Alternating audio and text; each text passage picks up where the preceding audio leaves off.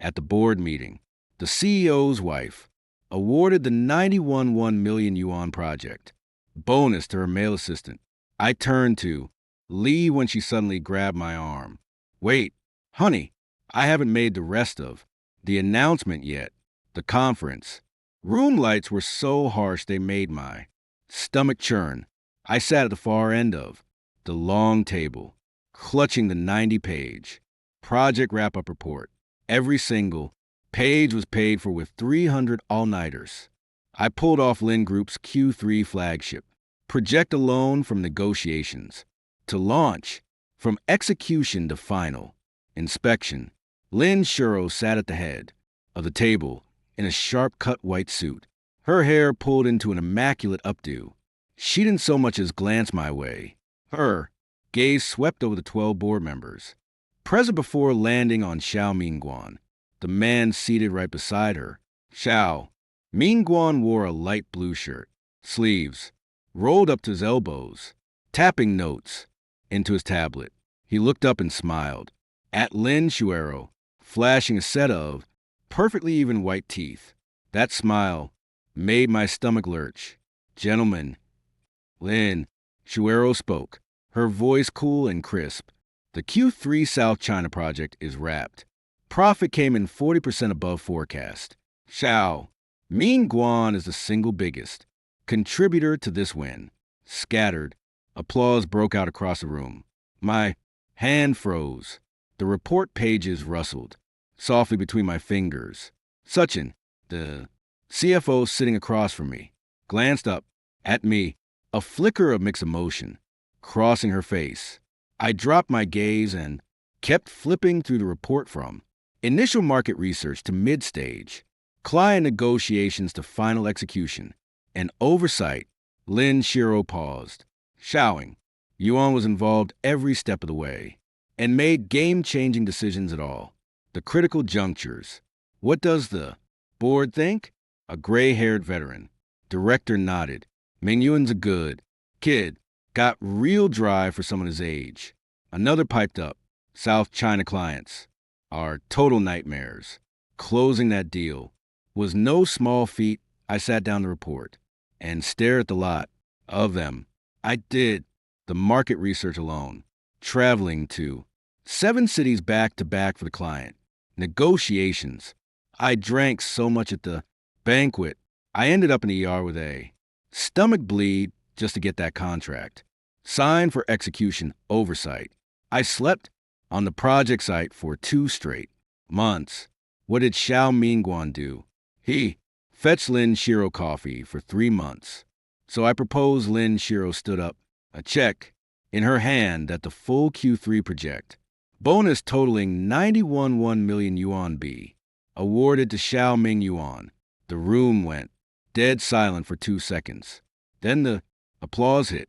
Xiao Mingyuan stood up and gave a small bow, his smile restrained and polished. Thank you, MS. Lin. Thank you for your trust. Everyone, I'll keep working hard. Lin Shiro passed over the check. When her fingertips brushed Xiao Mingyuan's palm, she paused for half a second. I saw that half-second pause. I stood up, too. My chair scraped loud against the floor. The applause cut off dead. Every eye in the room turned to me. I picked up the 90-page project report and walked over to the shredder. The low hum of the machine filled the entire conference room, page after page. The 90-page report turned to tiny confetti like strips, falling straight into the waste bin. Chima, what do you think you're doing? Lin Shuer's voice dropped 3 degrees colder. I didn't answer when the last page was shredded. I clapped the dust off my hands and turned for the door. From behind me came Xiao Yuan's voice, deliberately, lower just loud enough for me to hear. Shurojia, do you think Brother Chin is upset? Maybe we should give him part of the bonus. No need. Lin Shiro's voice was ice cold. No warmth left at all. It's crystal clear who did the work on this project. I stopped at the door. Then I turned around. These past 5 years, I stared right at her. I delivered 12 projects. Every single one of them was my work. Your name goes on the contracts. He gets to stand up and present the results. Lynn Shuero, you owe me way more than 91 million. Lynn, Schuer's eyebrow lifted. The board members traded shocked looks. I kept going.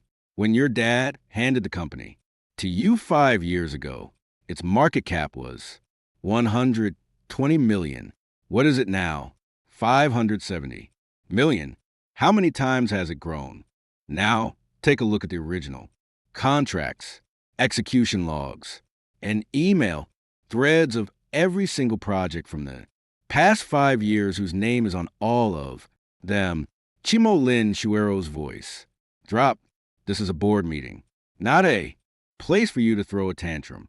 Throw a tantrum. I laughed. I pulled out my phone and opened a folder. It had original documentation for every project over the past 5 years, timestamps, edit trails, chat logs between me and every client, draft emails for every single contract. Want me to cast this to the screen? Let all the directors see who's actually throwing the tantrum here. Shao. Ming Yuan's smile froze on his face. Lin Shuero stared at me, eyes narrowing slightly. The air in the conference room turned ice cold. No need. Lin Shuero smiled suddenly, that smile carrying a patronizing collected ease. Shana Montak, hold on a second. She strode over to me, reached out and grabbed my cuff. Easy. Honey. Her voice turned soft and sweet, all of a sudden, completely different from how she sounded just now. The curve of her lips carried that familiar sense of control I knew all too well. I haven't made my announcement yet. A collective gasp ripped through the conference room. Even Xiao Ming, Yuan's face shifted. I looked down at her hand. 5 years. This was the first time she called me honey at work. Before that, it was always Chinemo or no. Name it all. What is it? My voice was steady. Lin Shiro didn't let go. She turned to the board members, her smile polite and proper. Everyone taking advantage of today's opportunity. ED like to announce a personal decision. You could hear a pin drop in the conference room.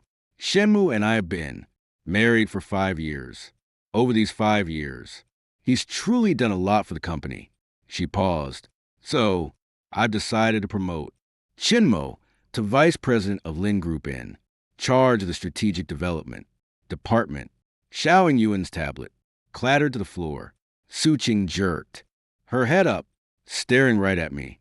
The director's expressions were absolutely priceless, shifting faster than faces in a Sichuan opera face change performance. Lin Shuer turned to look at me. A faint, unnoticeable flicker of smugness in her eyes. She was waiting for me to gush with gratitude, to say thank you, to keep being the obedient little dog at her feet. No need for the announcement. My voice wasn't loud, but everyone in the room heard it clear as day because I'm not accepting it. I pulled my sleeve free, took a craft paper envelope out of my briefcase, and set it on the table in front of Lin Shuer. 3 words were printed on an envelope. Divorce. Agreement. Lin Shuer's smile froze. Mid-face. The conference room absolutely erupted. Are you insane? Lin Shuer's words came out through gritted teeth, so quiet only I could hear them. Such Ching stood up to smooth things over. Ms. Lin, maybe we should ask the directors to step out first. The directors were smart enough to take the hint, all getting up to leave. A few glanced back over their shoulders as they walked, their eyes practically glowing with gossip. No surprise, right? The Lin family's live-in son-in-law was getting divorced. That tea would keep them gossiping for 3 whole months. Xiao Mingguan stood up too, his face twisted like he just swallowed a fly. Ho! The door clicked shut. Only 3 people were left in the conference room. Me, Lin Shuro, and Su Ching. Suching stood in the corner, stuck between a rock and a hard place. Su Ching, leave us for now. Lin Shiro didn't even look at her. I still locked on me. This is between him and me. Suching hesitated for a second, then left. I caught her gaze right before the door closed. She was worried about me. Chenamo, what the hell is wrong with you? Lin Shuero sat back in her chair, her posture loose, like the whole mess just now was nothing but my own crazy outburst. I gave you the VP spot. What more do you want? I pushed the divorce agreement forward, across the table. You know exactly what. My status in the Lin family was these. Past 5 years. What status? Lin Shiro scoffed. I married you, gave you a life, free of worries about food and clothes. Got you a position in the company. And now I'm even offering you the vice president's seat. Chimo, you ought to be grateful enough. Grateful enough. I turned around and pulled a stack of papers out of my briefcase. First sheet, the prenuptial agreement we signed when we got married 5 years ago, which clearly stated I would walk away with absolutely nothing if we divorced. Second sheet, the project organizational chart of Lin Group. My name was buried at the very bottom, 3 full rungs. Below, Xiao Ming Yuan. Third sheet, a copy of the property deed to our marital home. Only Lin Shuer's name was listed as the owner, and I was only noted as a residency right holder. Laid each sheet on the table one by one. You married me. Let me ask you this. You were an hour and 40 minutes late to our wedding. Do you know why? The smile dropped off Lin Shiro's face. Because Xiao Mingguan said he was unwell. So you drove him to the hospital. I answered for her. The groom waited for you at the hotel for 100 full minutes, while you ran off to take care of a male assistant who only had a cold. He had a high fever back then. He texted me. Cut her off. His message read, thanks for taking care of me. Jiga, you're so nice to me, with a tongue-out emoji attached. Lin Shiro's pupils shrank sharply. She obviously had no idea Xiao Mingguan had sent me that message. I didn't wait for Lin Shuero to respond and continued. Your parents haven't even looked me in the eye once in these 5 years. Remember that Lunar New Year when I went back to visit my own parents? What did your mom say? What's a living son-in-law doing going back to his own family? You were right there. Did you say a single word to defend me? Lin Shiro parted her lips. You didn't. I answered for her. All you said was, that mom's right. The AC vent in the conference room droned on, making the surrounding silence feel even heavier. That I can put up with all that. I stared right at her. What I can't put up with is you giving my project bonus to some guy who did absolutely jack right in front of the entire board of directors. You think I stole your credit, don't you? Lin Shiro stood up, that condescending tone creeping back into her voice. Let me tell you something. Chinamo, without the Lin family giving you a platform, what could you have possibly accomplished? You think you pulled off that project all by yourself? The company's resources, the company's brand, the company's connections, none of those are yours. Are they? Whose connections landed the South China project? I asked, slowly and calmly. Lin Shiro froze. Xiao Mengri, the general agent for the South China region, whose inner circle is he part of? He's my college roommate's childhood. Buddy, do you think he's doing the Lin family a favor or me? I unlocked my phone and pulled up our WeChat chat. The Message Xiao Mingji sent half a year ago was clear as day. Old Chen, if it wasn't for you, I'd never work with Lin Group. That female CEO of theirs is such a pain, in the ass to deal with. Lin Shuro stared at the phone screen, silent. I opened another folder next, which contained Xiao and Yuan's expense. Reports, the total entertainment. Expenses from the past year added up to 430.000 yuan, all marked as project. Public relations. I handled all the PR for the South China project. I entertained all the clients. I signed the contract. Xiao Mingyuan only went to South China once, stayed for a day and a half. Do you know what he was doing that night? I pulled up the last screenshot. Xiao and Yuan's alt Weibo. Account location showed he was checking in and taking photos at a viral restaurant in Sonia that night. The timestamp perfectly clashed with the South China Client Appreciation Dinner. Entry on his expense claim that 430.000 yuan in entertainment expenses went straight into his pocket. And you, the Z, approved it. I fixed my gaze on Lin. Sure, do you even have the right to talk to me about platforms, resources, and brand? Lin Shuero's face went ashen. She reached for the divorce agreement, flipped open the first page, slowly, like she was stalling for time. To think, her eyes lingered on the property division clause for a long time. The clause was simple. I would not take a single cent from the Lin family. Are you insane? She lifted her head. You want a divorce even when you're getting nothing? Not a single cent. Lin Shiro stared at me like she was trying to dig out a crack in my facade. She couldn't. I had none. She snapped the divorce papers shut and set them on the table. No signature. Just crossed arms. Eyes fixed on me. You got someone else on the side. I almost burst out laughing. You're asking me that? What's that supposed to mean? I didn't answer. Just pulled the last item out of my briefcase. A tiny USB drive. Edges. Scuff from where? Everything you need to know is on here. I set it right on top of the divorce papers. Lin Shiro stared at the drive, lashes dropping. You investigated me. Investigated you. I shook my head.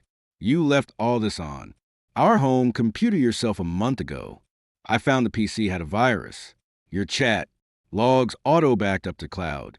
You hacked my accounts. How dare you?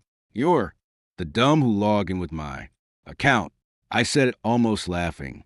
Oh, the color drained from Lin Shuer's face. The drive held 3 months of WeChat logs between her and Xiao Mingyuan. 23 intimate photos, 17 voice clips, 3 hotel check-in records, and 1 message, a drunk text she sent to Xiao. I can't stand living with him anymore. If he hadn't chased me like a crazy person back then, I never would have married him. I dropped that line as my closing, turned and headed for the door. Lin Shuro spoke behind me.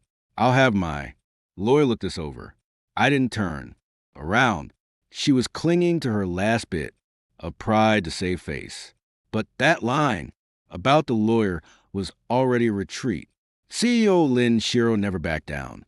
But she had to now. She had no idea how much more dirt I had on her. I pushed the door open. Xiao Mingyuan was standing at the end of the hallway the second he saw me walk out. He snapped his face away. Suing was on the other side. Her eyes screamed, "You okay?" I nodded at Sue. Ching, then stepped into the elevator. The second the elevator doors slid shut, I caught a glimpse of Lin Shuro staring at me through the conference room glass. Her look wasn't anger, wasn't regret. It was the look of someone who'd gotten everything she wanted her whole life, getting checkmated for the first time ever. She hadn't figured out yet this wasn't just a lost chess game. This game had barely started. The elevator's red numbers ticked down, floor by floor. My phone hung. Caller ID read, Mom. I picked up. It wasn't my mom. It was Lynn Shiro's mom. Wonga Fong Chinamo. You got some nerve, don't you? Daring to divorce my daughter. Let me tell you, you're just a live-in son-in-law. Auntie, is there something you need? My tone was perfectly polite. The other end exploded. Auntie, who the hell are you? Calling Annie? Call me Mom. Didn't you say I wasn't worthy of calling you Mom? Before, I was calm. Every Lunar New Year, you said you're an outsider. Don't call me Mom. I don't deserve that honor from the likes of you. Wang Gaiong sputtered. For a second, that was me teaching. You manners. What do you think you're doing now? What are you even worth after the divorce? Gonna go back to your hometown in that urban slum. Your dad, still pulling a rickshaw. My dad drives. 4-day. Same difference. Wang Guiyong shrieked. Let me tell you something. Shamal, you're nothing without the Lin family. You dare walk out that door. Today, you'll be sleeping on the streets. Tomorrow, I held the phone away from my ear, waited for her to finish screaming, then asked, You done? I'm hanging up. If you are, you wouldn't dare. I hung up. The elevator doors slid open. My phone rang again. This time it was Lin. Jianghua, Lin Shiro's dad. Come down. I'm waiting for you in the underground. Garage. The old man's voice was gruff. I hung up and had zero intention of meeting him. Lin Jiang was way sharper than Wang Guang. He knew tough talk wouldn't work, so he'd go for the soft. So, I didn't have time for that. I walked out of the elevator toward the company back exit. Lin Jiang could wait all he wanted in the underground garage. The back exit led to a narrow alley. I'd only walked a few steps when I heard the click of high heels chasing after me. Chen Mon Tak. It was Suching. I stopped. She ran up to me, breathless, a file bag in her hand. She stared at me for a second before speaking. You're just leaving like that. Stick around to watch that whole family put on a show. Suching held out the file. Bake? These, I think you'll need them. I didn't take it. What is it? Financial statements for the South China project. Suching lowered her voice. Besides that, for $130K entertainment expense, Xiao Minyuan also took kickbacks from the project. Suppliers. I cross-checked the data. At least $160K went straight into his own pocket, and this she pulled out another document. That project you worked on years back, the city's innovation and tech award. President Lin submitted Xiao Yuan's name for it. I pulled the application files. Your signature was on the original document. They photoshopped it out and swapped it for his. I stared at Su Qing. What kind of person was she? She joined the company 3 years ago, clawed her way up from cashier to CFO. Every step earned with her own blood and sweat. She had zero reason to wade into this mess. If Lin Shiro found out she'd pulled these files from the financial system, her career would be over for good. Suching, is this really worth it? For you? Such gave a faint, bitter smile. You remember my first day on the job 3 years ago? I did. She'd worked overtime till late that night, crying because the cashier team's books wouldn't balance. Chinamo had helped her go through every entry one by one. It was no big deal. It was just a small favor for you, but it saved my life back. Then, Suching shoved the file bag into my hand. Take it. You deserve a fair shot. I stared at the bag in my hand. The papers inside were thin, but I knew exactly how heavy they were. Also, President Lin's investigating you. Suing dropped her voice suddenly. She told legal to pull all your contracts, and emails from the past 5 years. You better back everything up ahead of time. Already did. Suching froze, then laughed, out loud. That's so you footsteps sounded from far off. I gestured for Sue. Ching to head back. She turned and walked a few steps, then looked over her shoulder, speaking softly. Your daughter gets out of school at 4:30. Today's Wednesday. Something tugged hard at my chest. I nodded seriously. 4:30, that's Gwen Lini N Y N Y N Y N Y N Y N Y N. YN9 gets out of class. Lynn Shuro never picks her up, always sends a nanny, but I go every Wednesday. No exceptions. Lynn Shuro doesn't know that. She doesn't care about this kind of trivial stuff. All she cares about is whether everyone on the board bows to her. After Suching left, the alley went quiet. I leaned against the wall and flipped through the contents of the bag. The statements tracked every single unusual fund transferred down to the last cent. Every application form had technical analysis marking the Photoshop edits. Suching had done a meticulous job. Her CPA professionalism was on full display here, even for something as personal as payback. My phone buzzed. This time it was a message from Xiao Mingguan. Hey Chung, sorry about what happened today. I had no idea, sister. Shuro would pull that. I'll treat you to dinner to make it up later. Yeah, I didn't reply. Scrolling up the chat. History. Xiaoming Yuan had sent a similar message 3 months ago. Chen Yi, sister Shuro told me to take over the South China project. Don't overthink it. Yeah, back then I really hadn't overthought it. Looking at all the messages now, every word from this guy, 3 years younger than me, was a taunt. But he knew I'd never say a word as long. As he dropped Sister Shuero into the conversation, he'd found my soft spot, and he'd been stomping on it for 3 whole years. I stuffed the papers back into the bag and walked out the back alley. The sun was bright. The wind, blowing off the river, carried a faint chill. 5 years married. First time I'd ever been out walking the streets during work hours. When I passed a coffee shop, the store window reflected the wedding ring on my finger. I took it off, curled my fist around it. It wasn't that it was made of gold.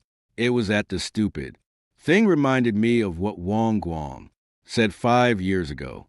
Hand over your household registration, property deed, all your bank cards.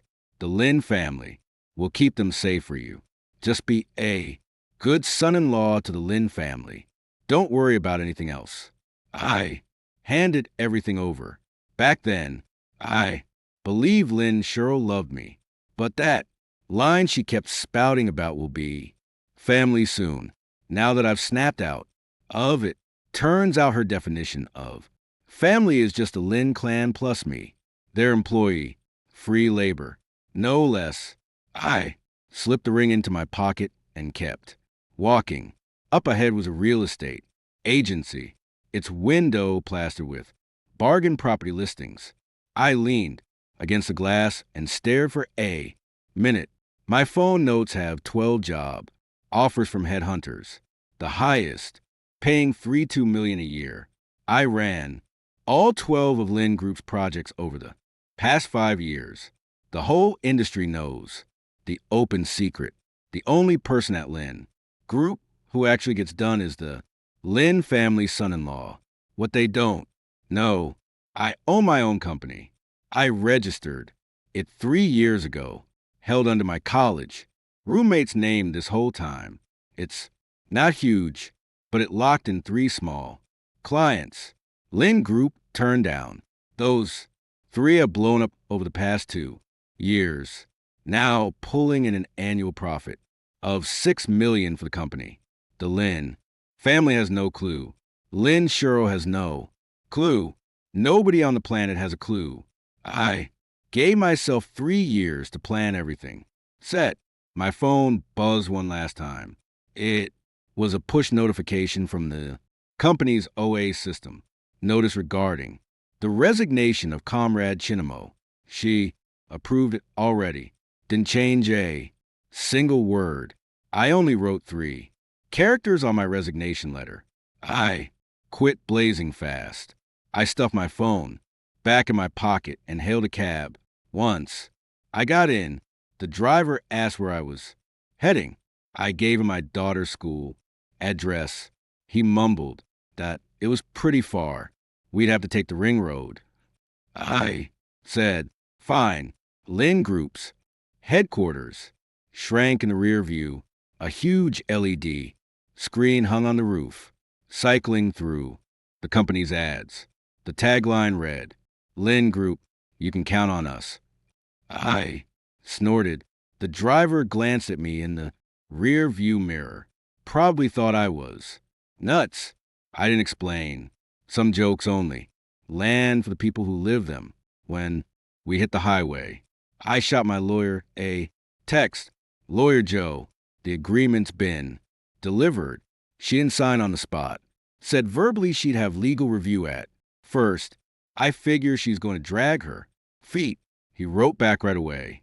No problem. Dragging works in our favor. I've got the full evidence chain ready for the property preservation. The longer she stalls, the more loopholes she leaves. Oh, did you tell her about the family assets yet? Nope. No ruse. I looked up after hitting send. Clouds were piling up on the horizon. My phone screen reflected off the window. My face was blurry. The only thing clear was the sent notification. I turned off my phone screen. The city skyline receded. Outside the window, but new skyscrapers loomed closer and closer for 20 p.m. The cab pulled up to the school gate. When I got out, a crowd of parents was already gathered by the entrance. I recognized most of them. Same group that always picks up the kids on Wednesdays. A plump lady waved when she saw me. Hey, Nyans, Dad, you're on pickup duty again this week. Yep, my turn again. Your wife must be swamped. I've never seen her here. Once, I smiled, didn't respond. The bell rang and kids came pouring out of the building. Lin Yen was third in line, pink backpack slung over her shoulders. She spotted me and ran right over, ponytail swinging. Daddy, she crashed into my legs. I bent down to pick her up, and she wrapped her arms around my neck. We learned to draw bunnies today. Teacher said mine was the best. Oh, yeah, let Daddy see. She rummaged in her backpack and pulled out a crumpled drawing paper. There was a lopsided bunny on it and a line of writing underneath for Daddy. My chest felt tight. It's amazing. I folded the drawing and slipped it into my pocket. Come on, Daddy's taking you to McDonald's, but Mom says it's unhealthy. Screw what Mom says today. Lin Yen wiggled happily in my arms. At McDonald's, she ordered a Happy Meal, which came with a little free toy. She held it up and asked me, Daddy, why does Mom never pick me up from school? Mom's busy with work. Busier than you. You used to work, too, but you picked me up every single Wednesday. That excuse I fed the chubby daycare lady didn't work. On Lin 6 years old, and this kid already had her logic locked down. Mom's the CEO, Dad's a manager. CEOs are busier than managers. What about Uncle Shao? Is he a manager, too? My hand, holding the Coke, froze for a beat. You know Uncle Shao? Uh-huh. Last time Mom took me out for dinner, Uncle Shao was there. He gave me a Barbie. But I don't like him. The smile he gives Mom isn't the same as the one he gives me. I set the Coke down. 90, if this is just a hypothetical. Okay, if Mom and Dad don't live together anymore, who do you want to stay with? Lin Yen took a bite of her burger, chewed for ages, then mumbled, "You? Why?" "'Cause when I'm with you, you pay attention to me," she said, it dead serious. Mom's always on her phone. Uncle Zhao's always looking at. Mom, nobody pays attention to me. I reached over to wipe the ketchup off the corner of her mouth. Something in my chest twinged. Dad, did you and Mom fight? What makes you say that? 'Cause your eyes were red when you picked me up. Today, she ducked her head and went back to eating her burger after that, like she just stated a plain fact. I went quiet for a long minute, then heard my own voice saying, "Nyan, Dad's probably going to have a lot more time to spend with you from now on." Really? Really? She grinned, showing off her missing front tooth, that smile locked in every single decision I'd been debating. I drove her home after we ate. The Lin family lived in the Villa District east of the city. I pulled up to the gate and their nanny, Aunt Jang, came out to get Nyan. She looked at me like she wanted to say something, but ended up keeping her mouth shut. Aunt Jang, I stayed by the gate, didn't go in. This wasn't my home. Never had been. It was the Lin family's property. I'll still pick Ninai on up every Wednesday if it's convenient on weekends. I want to take her out more often. Oh, okay. Aunt Jang nodded. Mr. Chun, I'm fine. I turned to leave. Lin Yin was standing by the gate waving at me. Dad, see you next Wednesday. See you next Wednesday. The car started. In the rear view mirror, I saw my daughter still standing by the gotha. Aunt Jang was holding her hand, and she was waving the little McDonald's toy in her hand at me. I hit the gas, left the Lin family's villa in the dust. Once I was out of the Villa District, I pulled over to the side of the road, took out that drawing, and stared at it for ages. The rabbit was all scrawly. The 4 characters for Dad were scrawly too. Only the character for Dad was written neat as a pin. She said her teacher showed her how to write it so many times before she got it. 6 years. Old learning to write Dad 8 strokes. And she went through 7 grids of practice paper before she got it right. I folded the drawing back up, put it in my inside pocket. Then I picked up my phone, dialed a number. "Hey, Loa, it's me. How's the agreement going?" "Lawyer." Joe's voice came over the line. "Lin, Shuero's legal team contacted me this afternoon. They want to meet tomorrow at 2 p.m. Said they're going to go over every single divorce clause line by line. Will she sign it? Hard to say. But I checked this afternoon. Lin, group's legal department pulled all your work records from the past 5 years. If they want to dig up old dirt, they'll probably make a fuss over the non compete clause. Non compete clause. I signed one when I joined Lin Group. Can't work in the same industry for 2 years after leaving. Lin Shuro was the one who told legal to add that clause. Back then, what did she say again? Honey, this isn't targeting you. It's just company procedure. What did you tell them? Lawyer Joe chuckled. Non-compete clauses only take effective. They come with financial compensation. Lin Group hasn't paid you a single cent in non-compete compensation in 5 years. So, that clause is legally worthless right now. Total waste of paper. I gripped the steering wheel. Another chain I thought was unbreakable. Turns out it's made of paper. Do whatever you need to do when we meet.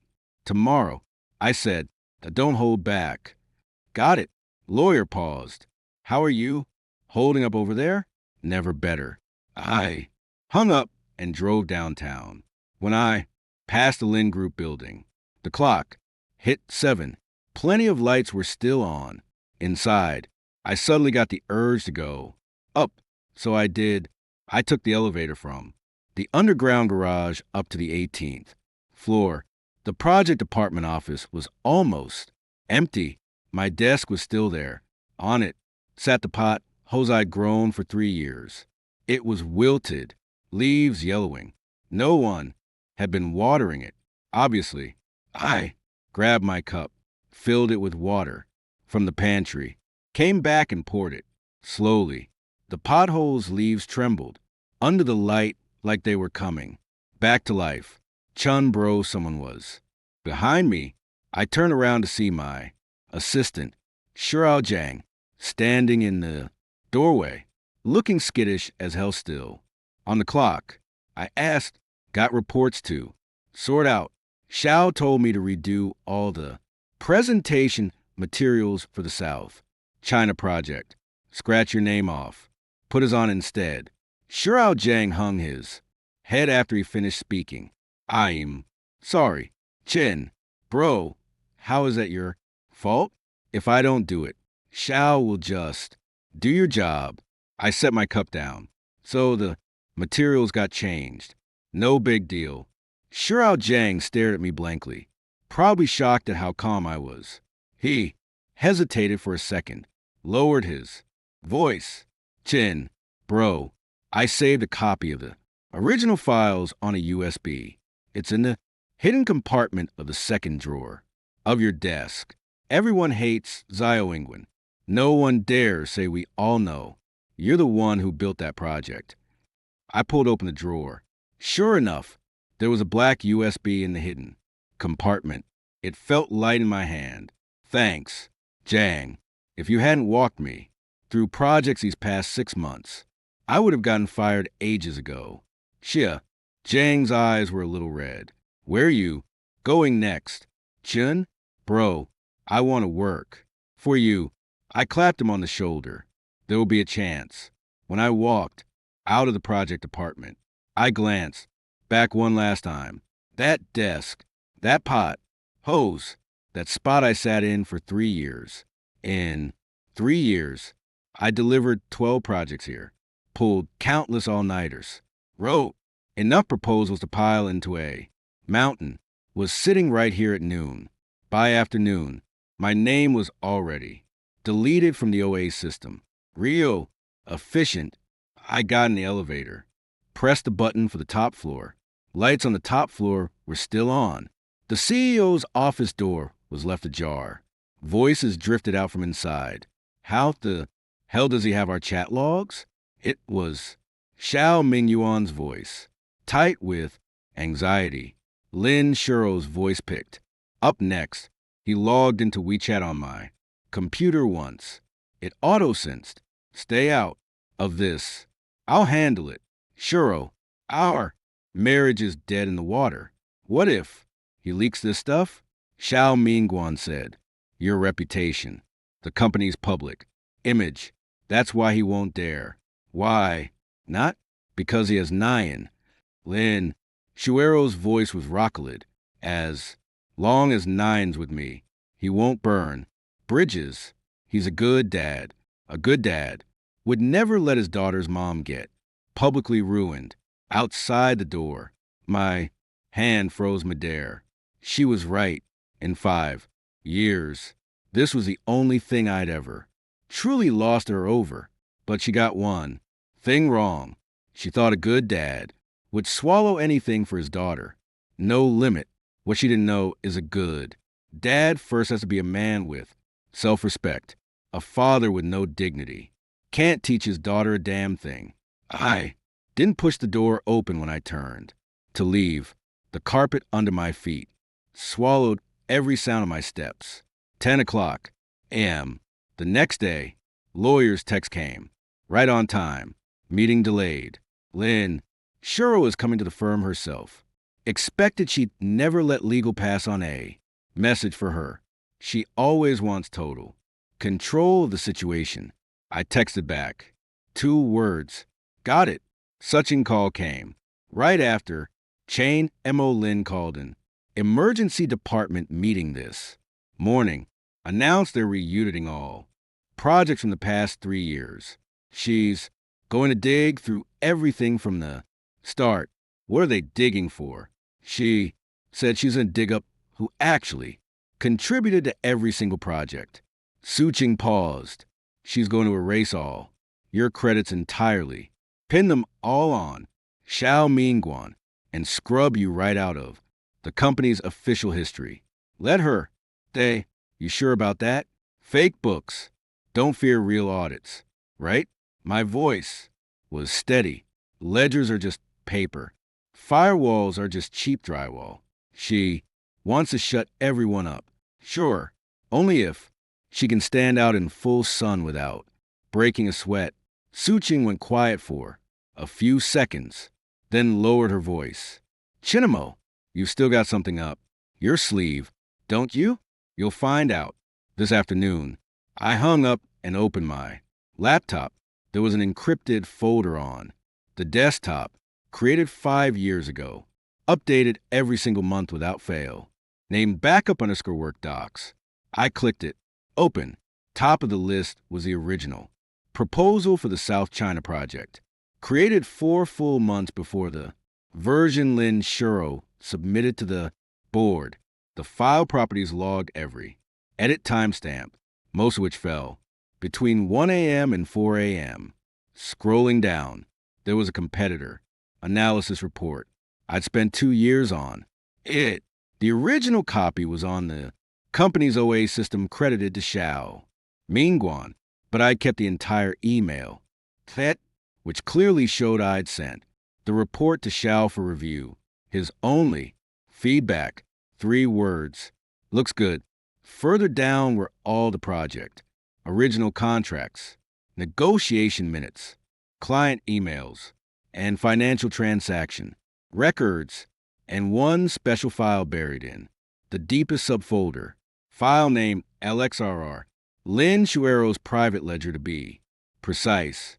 It was a combination of the abnormal cash flow record, such Ching, exported from the finance system, Lin Shuer's personal expense records I'd collected over 3 years, and the transfer receipt for the apartment down, payment she'd made for Xiao Mingguan with company funds, 370.000 yuan down payment, with the memo line reading talent, introduction subsidy. Xiao Mingyuan only had a college diploma.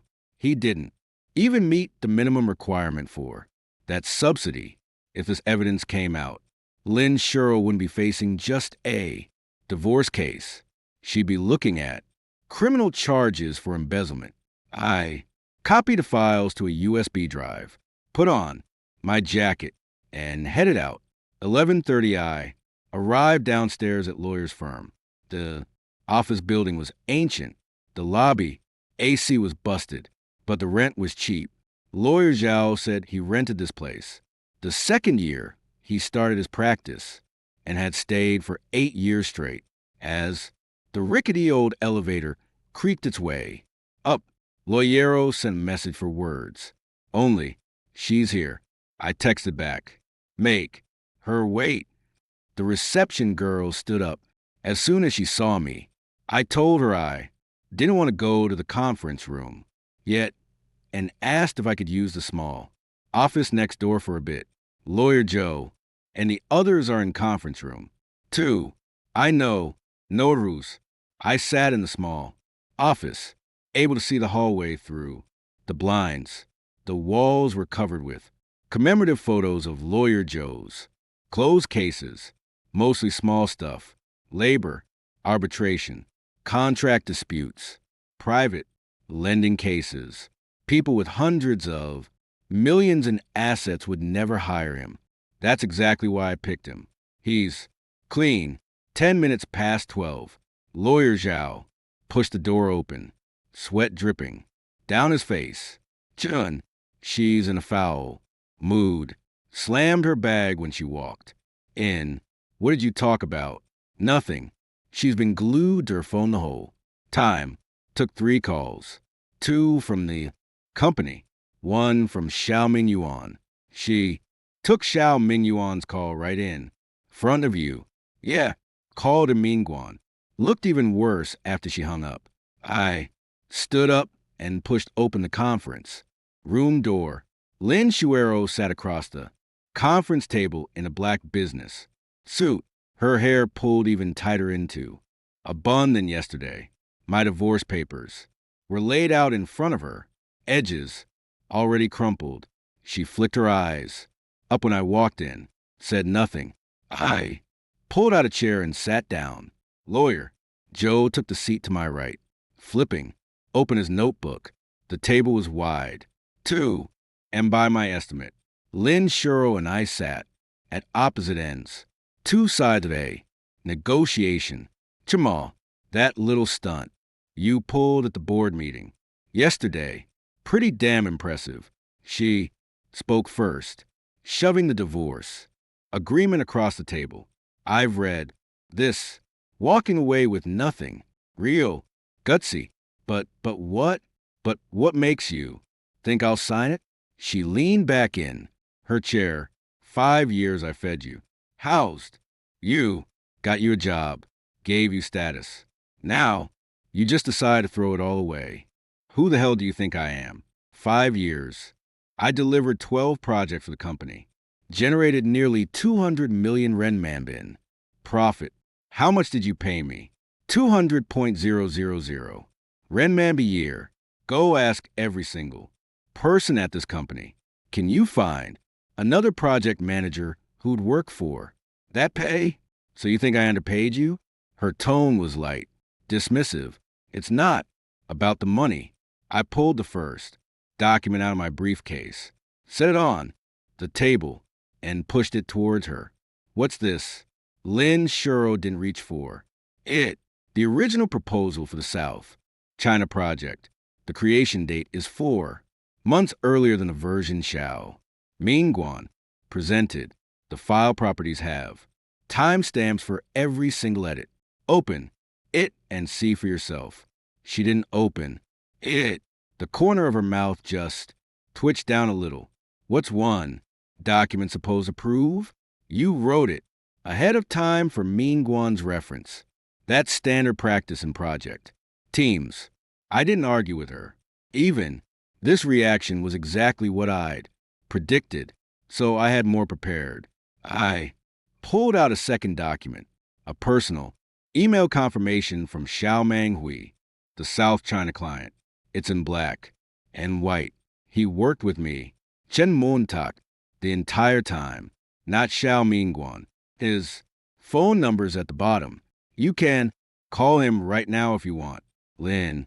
Shiro finally picked up the confirmation email, scanned through it, and set it down. It's true. Xiaoming was a connection you built drinking at banquets. She tapped the document with her index finger.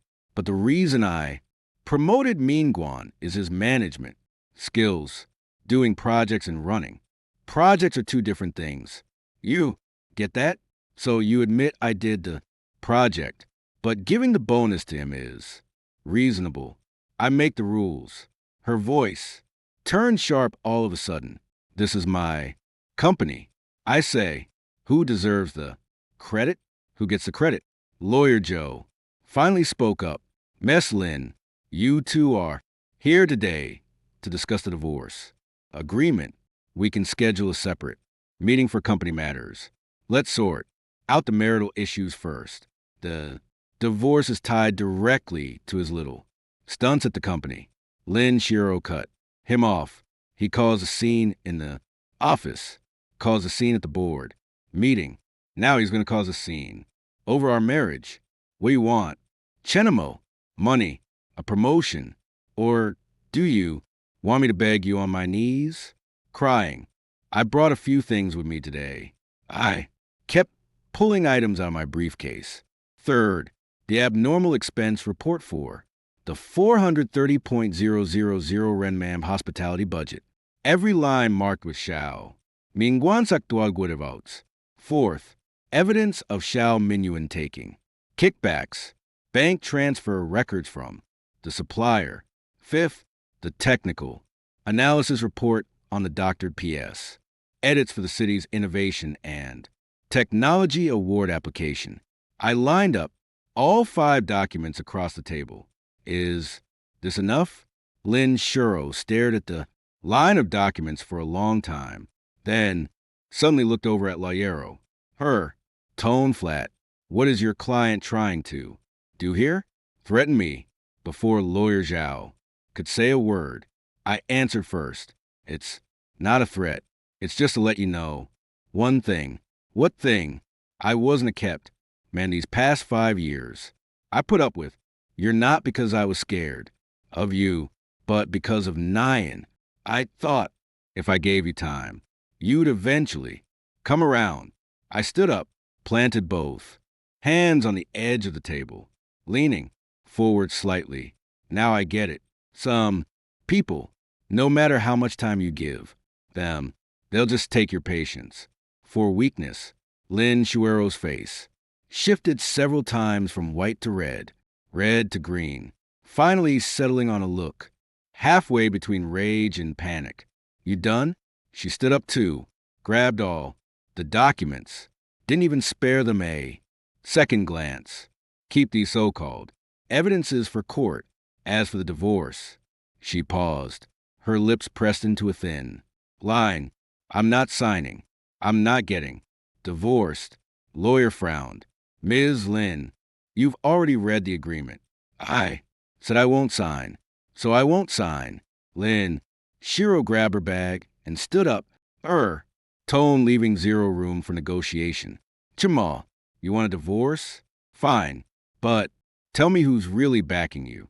Who? Suching? Your CFO. Suching?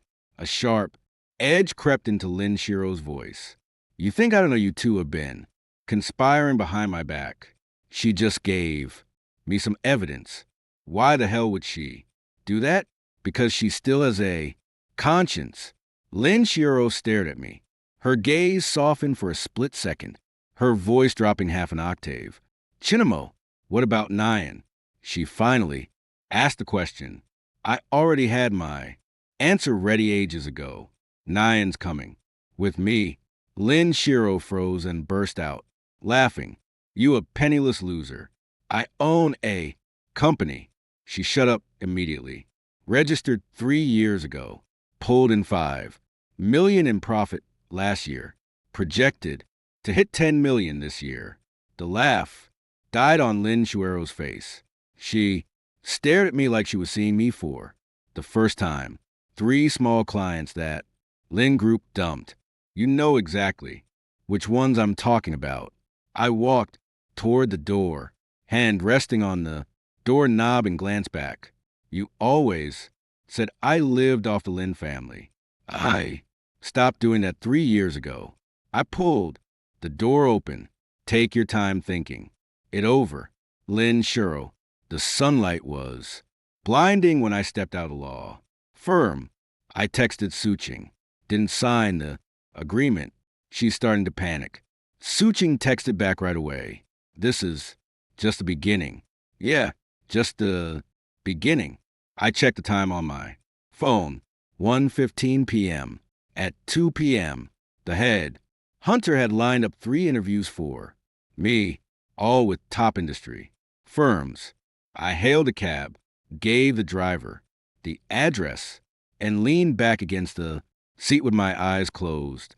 The briefcase in my lap held full documentation for 12 projects, my resignation letter, and something Lin Shuro still had no clue about: the 100 million yuan project with that big client Lin Group was currently negotiating. The client had already expressed interest in working with me personally last week. Lin Shuro thought dragging out the divorce meant she won. She had no idea I was just giving her a chance to save face if she doesn't take it. We do this the messy way. The city buzzed outside the cab window. I opened my eyes. My phone screen lit up. A text from Lin Shuro popped up. I'm coming home for dinner tonight. Let's talk properly at home. Home. That home. She mentioned I lived there for 5 years and my name was never on the property deed. Now suddenly she's calling it home. I screenshotted the text, sent it to lawyer and added a line. She's playing The emotion card. Now we can speed things up. Then I turn off my phone. She can wait this time. She's the one, waiting for me. At 6 p.m., I drove back to the villa neighborhood. Aunt Jang opened the door. She froze for a second when she saw me, then lowered her voice. Mr. Chun, the madam came back this afternoon. She's been locked in the study alone this whole time. Where's Nyan? Sent to her grandma's place. Madam arranged it. I nodded. Lin Shiro was smart. She knew tonight's talk wouldn't be pleasant, so she sent the kid away. First, that detail confirmed one thing. For me, she wasn't here to talk about getting back together. She was here to negotiate terms. The study door was light seeping through the crack.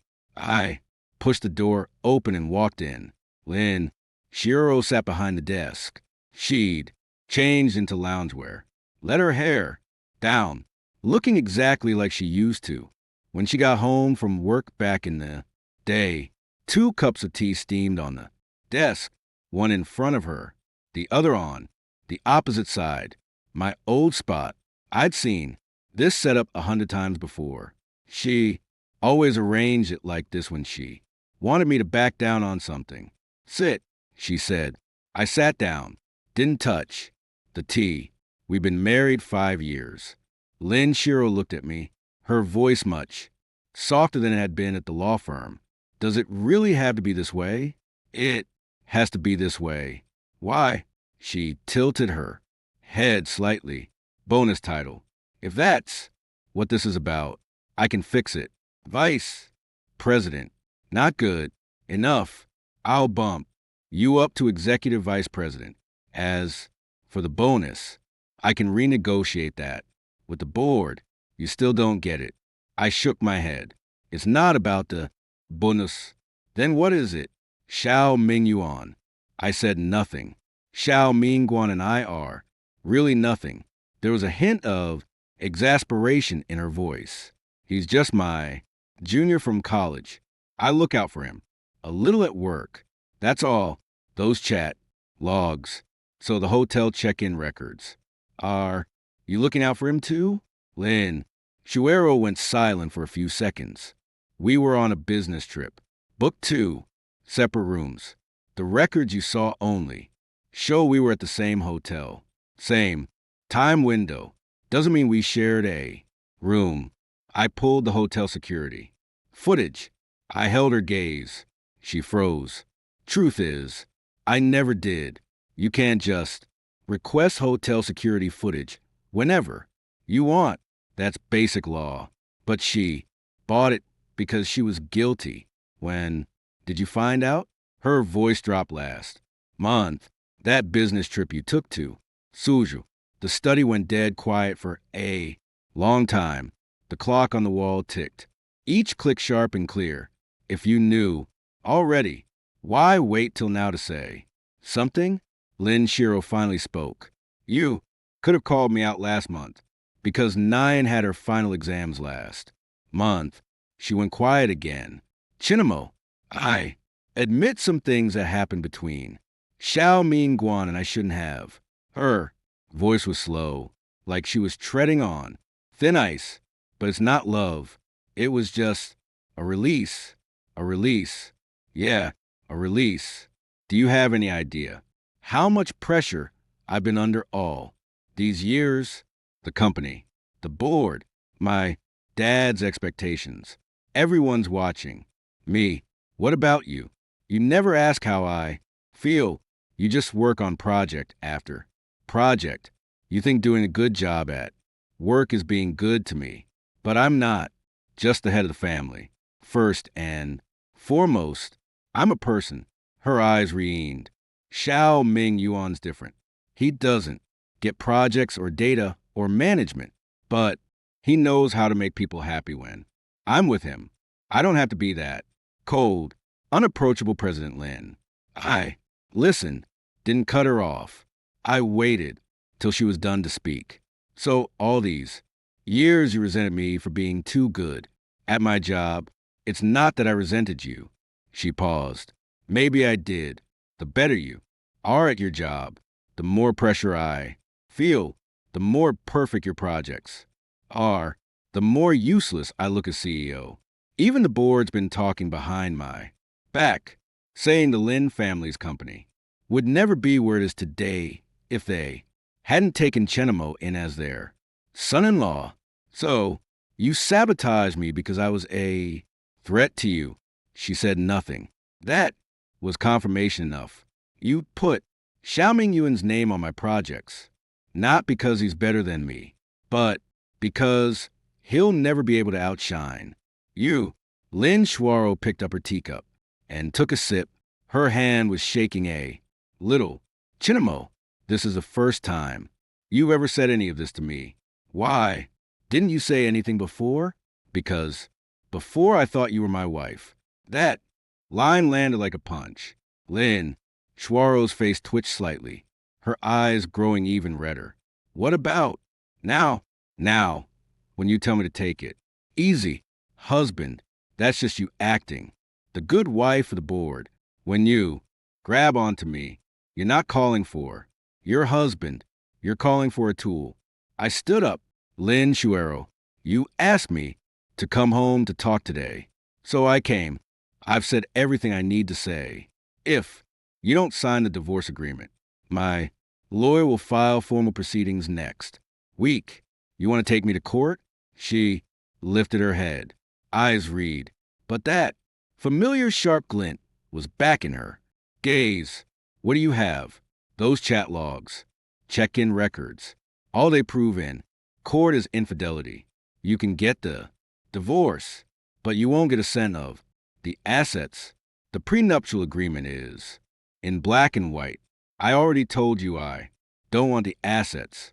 Then what do you want? Custody of Ninian. Lin Shuro stood up. Impossible. Then we'll fight it out in court. What makes you think you can fight me for custody? I own a company, properties, steady income. What about you? That little company you mentioned, 5 million in profit. Peanuts compared to Lin Group. So custody goes to whoever has more money. Is that the rule? Legally, financial status is a critical consideration. Look up another law clause. Then I stared at her. When a child turns 8, the court prioritizes the child's own wishes. 9 is 6 this year. How much longer do you think you can stall? Lin Shuero went silent, and I continued. If allegations of jobriated embezzlement against you blow up during the divorce proceedings, do you think a judge would award custody to someone facing possible criminal risks? What do you mean? I walked to the desk and picked up her phone. You paid a sum for Xiaoing Yuan from your personal account.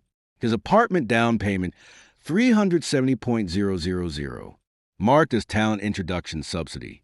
But Xiao Ming Yuan's Social Security base doesn't meet the eligibility threshold, and there's no talent introduction application in his personnel file. Suchin captured the public transfer voucher and sent it to me. Lin Shiro's fist clenched, tight completely. Of course, that's not your biggest problem. I went on. Lin Group has made several investments in the past 3 years, and some fund flows overlap with your personal accounts. I've got records of 2 specific transactions already, adding up to 2.1 million. You investigated me. She cut me off, voice shaking. Jamal, for 5 years, you've been investigating your own wife. I have a clear conscience. She looked me straight in the eye. All those fund allocations are legitimate investment returns. Leak them if you want. I can afford lawyer fees. I'll fight this all the way to the Supreme Court if I have to. You can afford it. Sure, she thought that was her winning edge. But money is not what you care about most, is it? She froze. You care about the company, the boards, trust, the Lin family reputation. you can survive a drag-out lawsuit. But Lynn Group can't. If I present even a fraction of those fund flow records in court, clients will bolt, stock price will tank, the board will descend into chaos. Do you think Lynn Group can hold up through a criminal investigation? Her teacup slipped from her hand, spilling tea all over the desk. She didn't even react to the scald on her hand, just repeated, "You wouldn't dare when you humiliated me in public and trampled on my dignity for 5 years. Did you ever bother to ask for my opinion?" I picked up her teacup from the table and set it back properly. "I never spilled your tea on you like this." You scolded your hand. "Every bit of pressure I'm putting on you right now, you brought it on yourself." I turned around and left the study. When I reached the door, she spoke behind my back. "See you in court." 2 words. Declaring war with the fewest words possible was the thing she was best at her whole life. I didn't look back. I walked out of the villa. The night wind was cool. The lit house behind me faded further and further away. I looked back after walking about 50 m. The study light was off. The bedroom light was on. That was Lynn Shuero's bedroom, not ours. My phone lit up. It wasn't a text from Su Ching. It was a file. Q3. Financial anomaly analysis of Lynn Group. A text came right after. "I'm quitting the day after tomorrow. All my stuff's packed." I dial her number. "Switching HM. After you quit, want to come work for my company? It's a small outfit." The line went quiet for a few seconds, like she was thinking, "Are you serious?" "Dead serious. I need a finance director I can trust. You helped me go over the accounts for 3 hours back then. Now you're collecting interest." "Yep, the interest's pretty generous. 3% of the company's phantom shares. No capital. Contribution required." Suching went quiet for a long time. "Deal. But you sure President Lin won't go psycho and retaliate if I quit and join you? She'll definitely figure out what I did to help. You, she's too busy cleaning up her own mess to bother with you." I hung up and pulled out of the villa community. The lit window shrank in my rear view mirror, smaller and smaller until it melted into the sea of city lights. The stereo was blaring old hits. I hit pause, silence, 5 years of marriage. I thought the end of it would tear me apart, but right now, I'm calm. Yes, the pain was already doled out bit by bit over those 5 years. When she stole my project credit for the first time, when her mom acted like I didn't exist, during Lunar New Year dinners, when Xiao Ming Yuan sat next to her at that work banquet for the first time, every single moment I was treated like an outsider. All the pain was already used up. This total collapse today, it doesn't even register on my heart. City light stre, my navigation pinged. Turn left onto the overpass in 2 kilometri.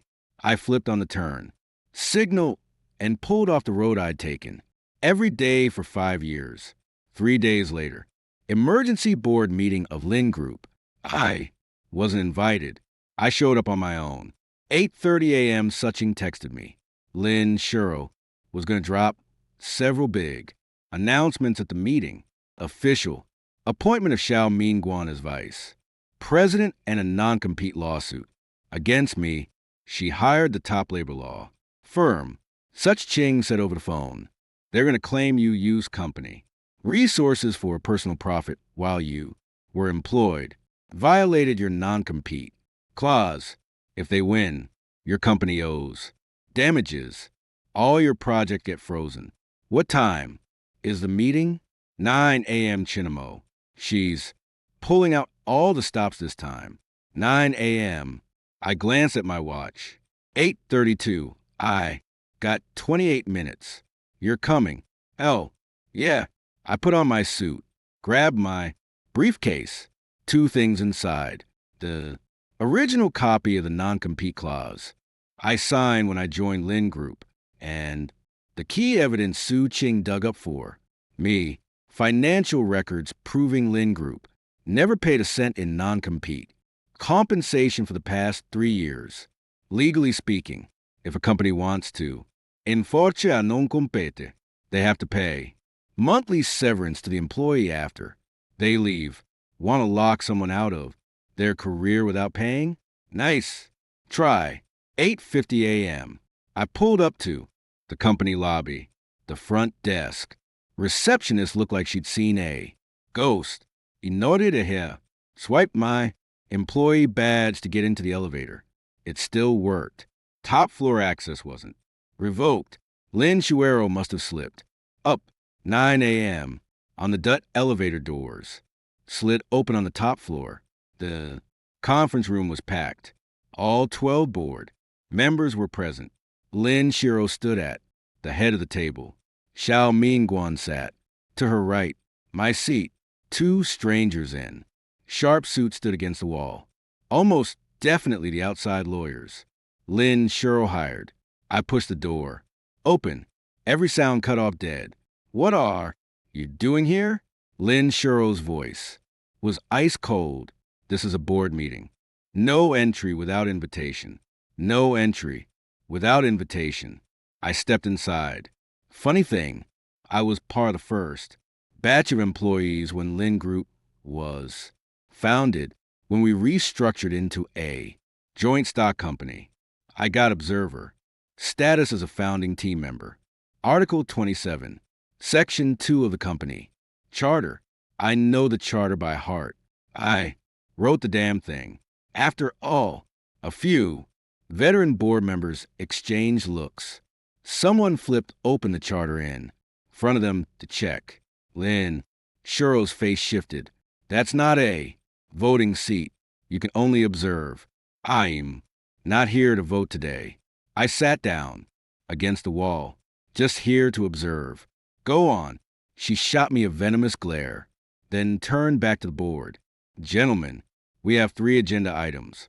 Today, first, official appointment of Xiao Mingyuan as vice president in charge of the project and strategy department. Second, launch a non-compete investigation against former employee Chen Mo, who secretly registered a competing company and stole client resources during his employment, constituting breach of contract and infringement. Third, vote on whether to authorize the legal department to file a lawsuit. Board members murmured among themselves. Most were still confused, but their eyes on me were already sharp with scrutiny. Hold on. I raised my hand. You have no voting right, no speaking right.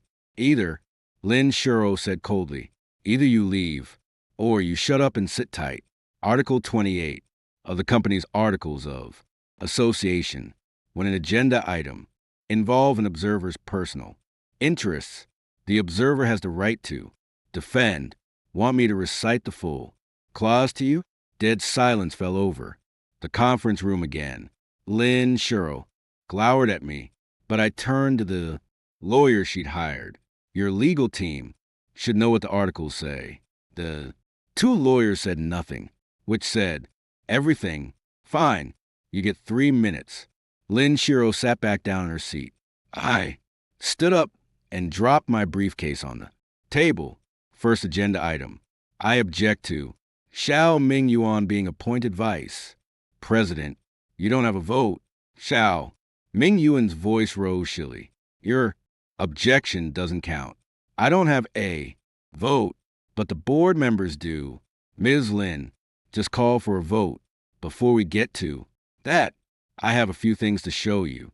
Oh, I pulled the first document out of my briefcase. 12 copies pre-printed and passed them around, side by side. Comparison of the original South China project proposal and the final submitted version. Left is my original draft. Right is the version with Xiaoming Yuan's name swapped in. The timeline. Content data are 100% identical.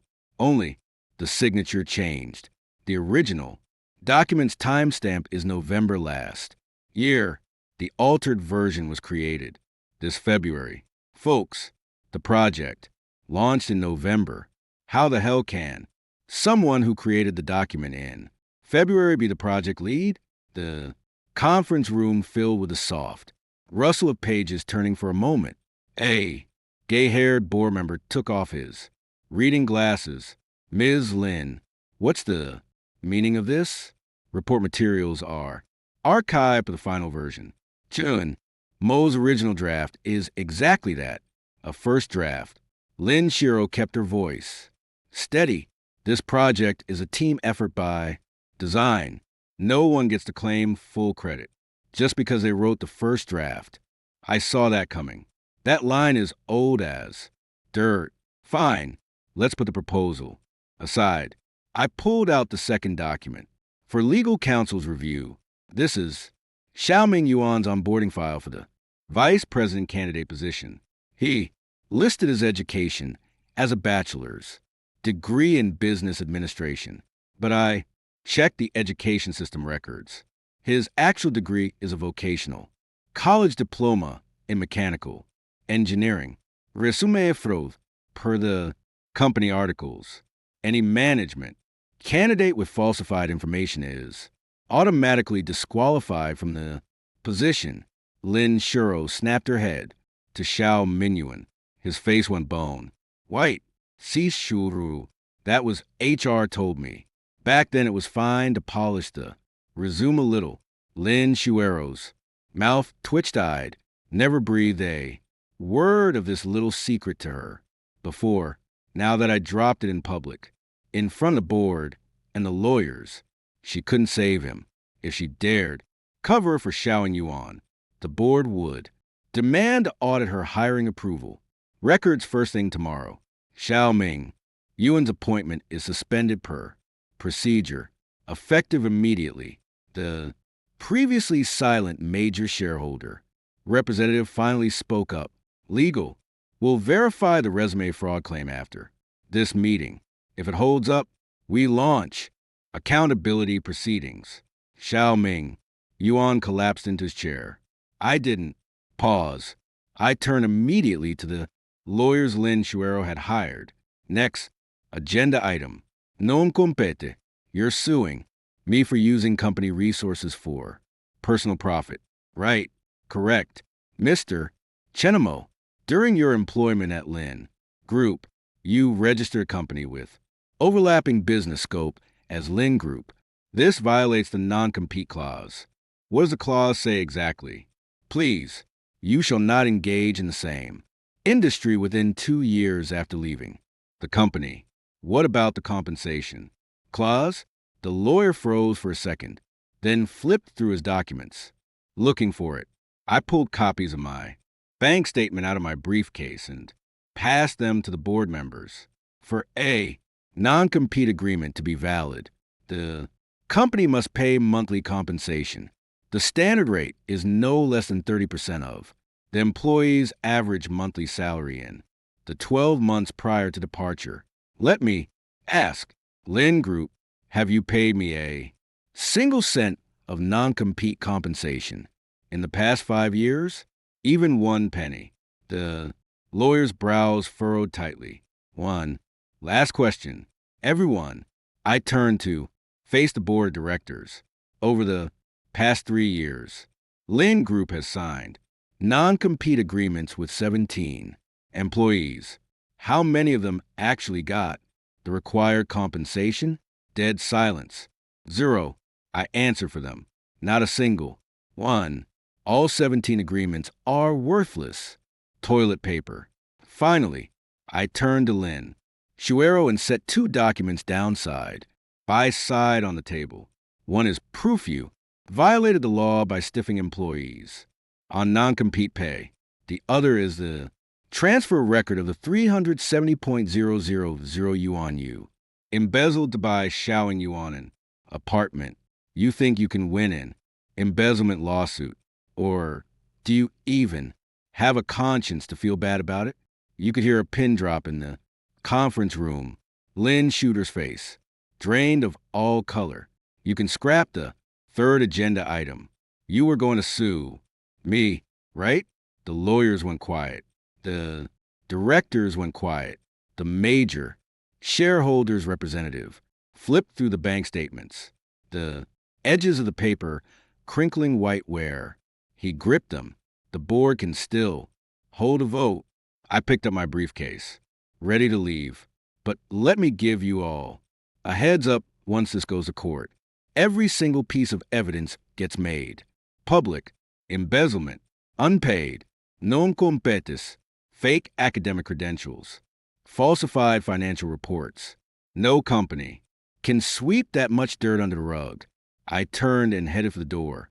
Not a single sound behind me when I reached the conference room door. I slowed my steps, didn't turn around.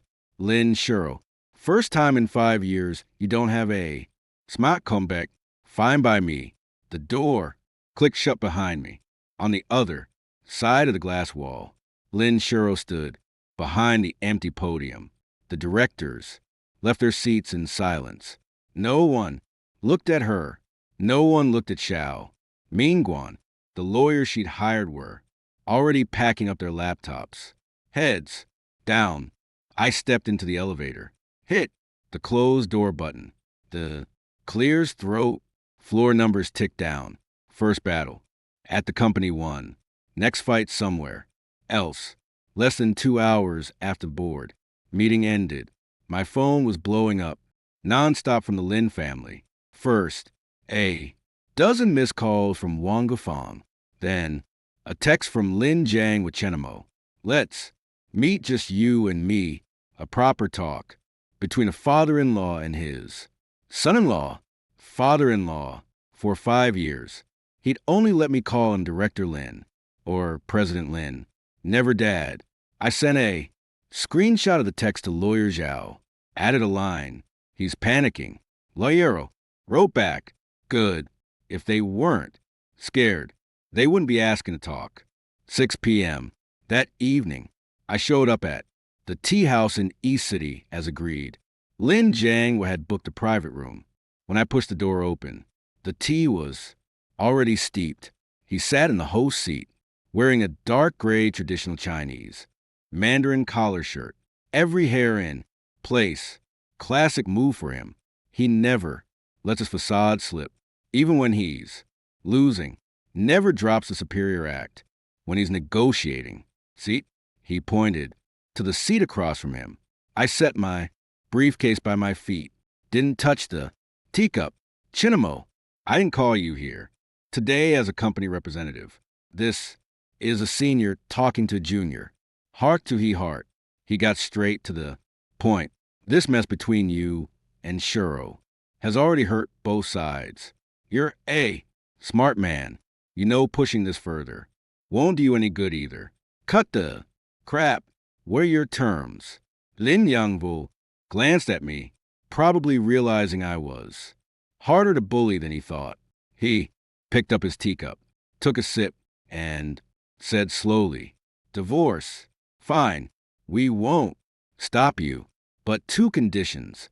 First, the kid stays with the Lin family. Ninian is Lin family blood. Change or last. Name or don't. Either way, we'll raise her. A guy like you can't take care of a kid properly. You're going to remarry. Eventually, build your career. How you going to do that with a daughter? Dragging you down? Second, everything you said at the company. All the stuff you brought out ends here. No more spreading it. No more investigations. Hand all the original documents over to Lin Group's legal team to be sealed. Keep your mouth shut and we'll pay you 8 million yuan lump sum. That should keep your little company running for years. Right? He sounded so sincere. You'd almost think he wasn't negotiating a bribe, but I could hear the threat laced in every single word. Is this 8 million divorce compensation or hush money? Lin? Jiang Hua's eyebrow twitched. No. Denial. What if I say no? Chen Montak? We're not out of moves. He sat down, his teacup, fingers laced on the table. You worked as project manager at Lin Group for 5 years. All your contracts, emails, correspondence are stored on the company server. We will file for judicial audit, dig through every single travel, expense, every project reimbursement you ever submitted. There's bound to be something non-compliant, breach of contract, civil damages, even embezzlement. We will hold you accountable for every single count. He spoke slow and even like he was commenting on the weather. As the former head of Lin Group, he definitely had the tricks to pull it off. But I knew this playbook inside out. In 5 years, how many people in the company had caved to this exact bluff and signed those humiliating severance agreements? I'm not one of them. Director Lin, since you brought up the bills, let me walk you through them properly. I pulled a folder out of my briefcase. Flip to the first page. This is the itemized list of travel and entertainment expenses I covered out of pocket for the company over the past 5 years, totaling 470.000 yuan. I suffered a stomach bleed from work-related banquets during the South China project and paid 38.000 yuan in medical bills myself. If you're going to audit my accounts, you'd better make yours public, too. That's point one. I flipped to page 2 now for Neen for 5 years. Her tuition, extracurricular classes, vaccines, medical bills, insurance, all paid out of my own salary. Lin Shiro is claiming custody on the grounds of her property and financial capability. But that strong financial status just proves one thing. You never spent a dime taking care of the kid. That's not parenting. That's kidnapping. Lin Jiang was said nothing. I kept flipping pages. Last point, if you want to go down. Burning. I'll go with you. You know how messy Lin Group's finances have been. The last 3 years. All that dirt coming out will blow up in your face. Cut your losses now while you still can. If we actually go to court, who will crack first? Your guess is as good as mine. Are you threatening me? Not a threat. I close the folder. A negotiation. Lin Jiang went silent for a long time. His tea went cold. He didn't pour fil. Finally, he asked, what exactly do you want? Divorce. Full custody of the kid. And we go our separate ways. No compensation. No hush. Money. I won't meddle in the Lin family's business. You stay out of mine. Shiro will never agree to that. She doesn't have to. The court order will. State it either way, if she chooses to. Go through the court ruling process. I will submit every single piece of evidence all at once in the evidence list. You talk it over with her. As I stood up to leave, Lin Jiang was suddenly said that if you really care about Nyan, you wouldn't rob her of her mother. I stopped at the door. Director Lin, your daughter never showed up to a single one of Ninian's parent-teacher meetings, parent-child sports days. Never signed her vaccine book once. I'm not robbing her of a mother. Your daughter is the one who bailed on being a mom. I pushed the door open and stepped into the hallway. Behind me, a teacup smashed against the wall of the private room, shattering everywhere. That's all the power he had left, throwing cups. I walked out of the tea house. The sky, already dark.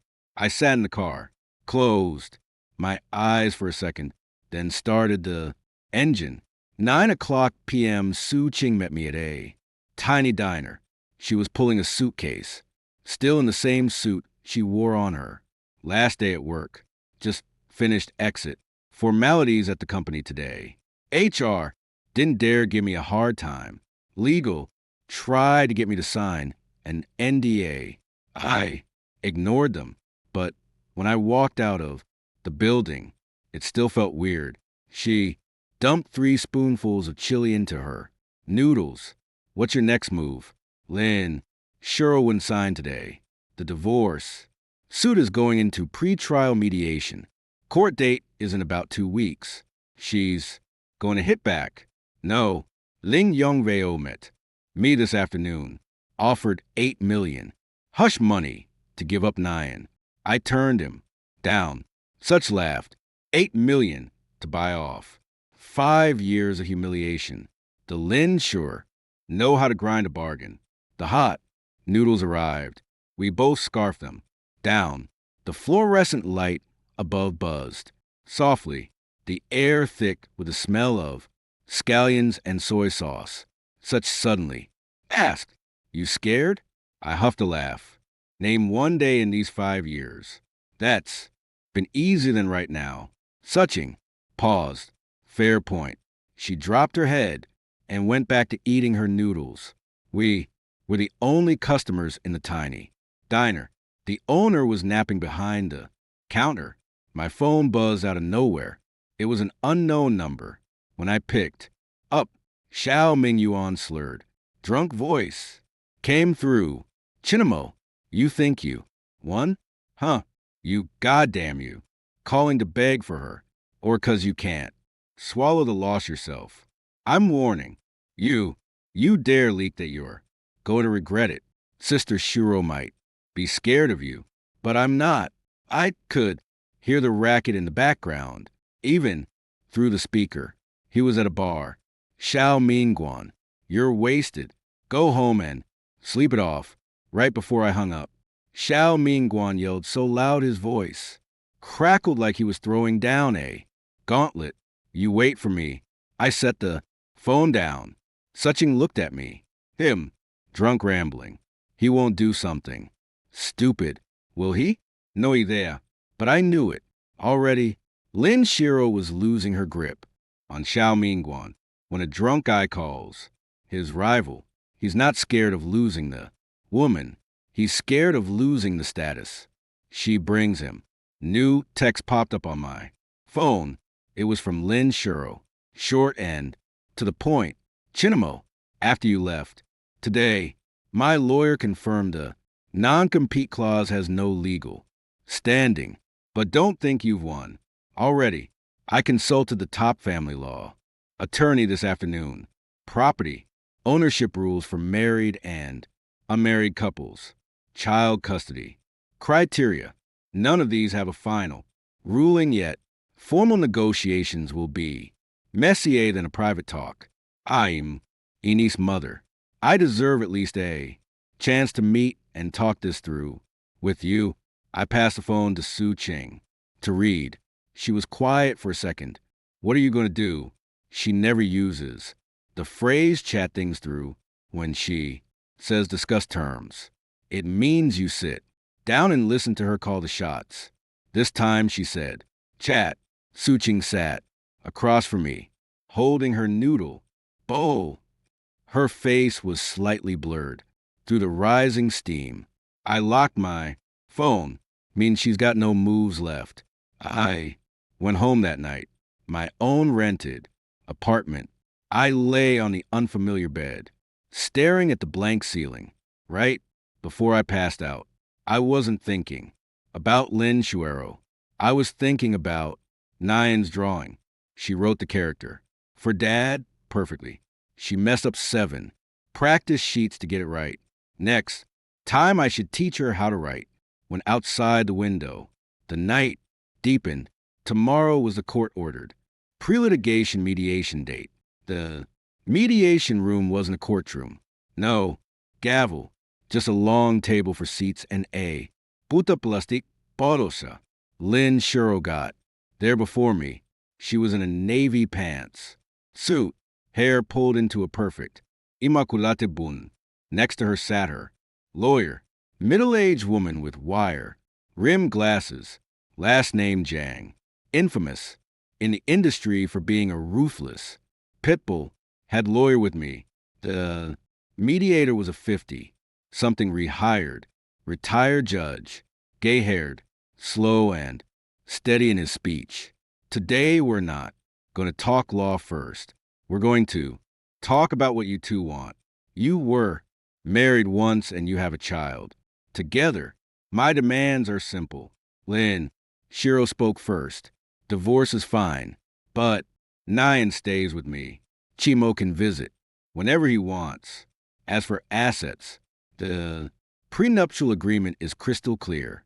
I don't see any room for dispute. The mediator turned to me.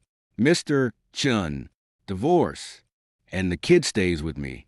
Grounds. MS. Lynn has never been the primary caregiver for our child in the past 5 years. I have detailed records from Inyen's birth to now. There have been 312 total instances of vaccination, appointments, parent-teacher, conferences, sick care, and after-school, class drop-offs and pickups. Mess. Lynn only attended 8 of them. I pulled a spreadsheet from my file folder and slid it across the table. Lawyer glanced it over. A self-made spreadsheet proves nothing. A mess. Lynn has a demanding career, but she provides excellent financial support for the child since. When is financial stability the only metric for a good mother? By that logic, every kid in foster care should go to the bank. Lawyer Zhao shot back calmly. The tension hung heavy for a few beats. The mediator cleared his throat softly and looked over at me. Anything else you'd like to add, Mr. Chen? Yeah, I pulled out a stack of printed WeChat. Chatlog, these are hotel check-in. Confirmation. Text for Lin Shuero and Xiao Ming Yuan. At a hotel in Suchong, dated the exact weekend she claimed she was out of town for a work project. That same weekend, Nine ran a 104-degree fever and was on end for at the hospital. I sat with her, alone for 2 full days and 1 night. Lin Shuer's face dropped. She glanced at her lawyer. Lawyer Zhang flipped through the materials, said nothing, just asked, "Can I have a moment alone with my client?" The mediator nodded. They headed to the small adjacent room. The door stayed shut for roughly 10 minutes. Lin Shuero came back, alone, eyes rimmed red like she just blown up at someone. She spoke to me, voice low and tight. You really have to do this. Drag our private business into court. You were the one who brought it to the board first. Silence. She sat back down, calm edging back into her voice. Chun Mo, I don't want us to be enemies. We can work this out. Split custody of the kid. Yeah, alternate weeks. She would never have suggested this before. It meant giving up total control over Nyan. The mediator asked, "That what's your take, Mr. Chen?" Full custody goes to me. Her visitation rights will be fully guaranteed. Specific times written into the court order. What about the assets? Lin Shuer's voice pitched up. You want full custody, but won't talk about assets? How am I supposed to explain to people that my husband left with the kid and got nothing? Everyone will think I, Lin Shuro, treated my husband like dirt. She still cared what other people thought. Even at this point, she couldn't let go of her stupid reputation. I looked her dead in the eye. You can say I'm not worth anything. That's what you've always thought. Anyway, her mouth opened, then snapped shut again. The mediator suggested a preliminary psychological evaluation for the custody case first. Both parties would bring the child to an interview with a child psychologist, then decide whether to continue mediation or move to trial. Stepping out of the courthouse, the sunlight was blinding. Lin Shuro called after me from behind. Chenamo, what you said in there about me never taking care of Nyan, that's not fair. I'm her mom. Parental rights and full custody are 2 different things. I admit I didn't pay enough attention to her before, but I'll change. Doesn't matter if you change or not. Change needs trust, and I don't trust you Anymore. Lynn Shiro stared at the traffic below the steps. Is there really no going back for us? I waited 100 minutes for you at our wedding. 5 years ago, you shut that door on me back then. Already, her face went ashen. She never lost her composure in public. But right now, she was standing on the courthouse steps. Here, makeup smuggle. I took Nyan out for dinner that night. She was quiet, ate most of a bowl of noodles, then suddenly asked me, Dad, Mom said, you and her are splitting up. Do I have to pick only one of you to live with? From now on, I told her that no one's picking anyone. Mom and Dad live in different places, but you don't have to choose. You get 2 sets of keys. Nyan thought for a second, what if I miss you, but it's my day to stay at Mom's? Then I'll come pick you up. She ducked her head, shoveled a bite of noodles in her mouth, mumbled, that's okay. Then, next day, the psychological interview. The child psychologist scheduled it. 4:10 a.m. at the counseling center. Walls painted green. Stuffed animals. Everywhere. Nyan was in the back room, chatting alone with the counselor. Shuro and I waited in the front. There were 3 empty seats between us. We didn't say a word the whole time. The AC vent slats turned overhead, making a faint clicking noise. The door opened. Nyan came out first, grabbed my hand. The auntie said, I can go pick a sticker. She picked a sticker with a cat wearing sunglasses on it, stuck it on her forehead. Lynn Shiro squatted down to look her in the eye. Nyan, Mom will spend more time with you from now on. Nyan didn't say anything, just leaned in and rubbed the sticker on her forehead against Shiro's face. We wouldn't get the evaluation result right away, but as the counselor walked us to the elevator, he said that Nyan's a really sensible kid. That afternoon, Su Ching brought word from the headhunter. Lin Group was reaching out to the court-appointed auditing firm trying to prove my company was guilty of unfair competition. They're digging into your client contracts from 3 years ago. Let them dig. The clients I signed 3 years ago were the ones Lin Group discarded. I submitted a formal client waiver application to Shiro back then. She signed off on it. Such Ching froze for a second. You made her sign it back then. Did you already guess you'd need it? Someday? Not guessed. It's just a habit. I sent that client waiver application to lawyer Zhao for filing. Everything's coming to a head. Lin Shiro thinks she can still turn the tables. But the harder she strikes, the bigger the loophole she leaves. Every move she makes just nails herself deeper into the coffin. When I got home from the office that night, I found my apartment lock had been pried open. The place was ransacked, every drawer yanked out. All my important files were safe. I never keep them at home. It was obvious someone was looking for something. Xiaoming Yuan, the security guard who checked the cam, said a guy in a hoodie tried 3 different keys on the lock, and they thought it was just some confused tenant who got the wrong door. Lawyer Zhao called the cops and said, over the phone, Old Chen, he's fully lost it now. Ping your legal team for me. We're moving up the submission of our evidence list to the court. Standing in the middle of my trash department, I suddenly smiled. You're dead in the water. Xiao Mingguan, you're pulling band. Stunts now. That means you've got no other cards left to play. I squatted down, picking up the papers scattered across the floor one by one. The top one was Nyan's drawing. The Chinese character for Dad, next to the rabbit, was still neatly written, smudged with a little dust.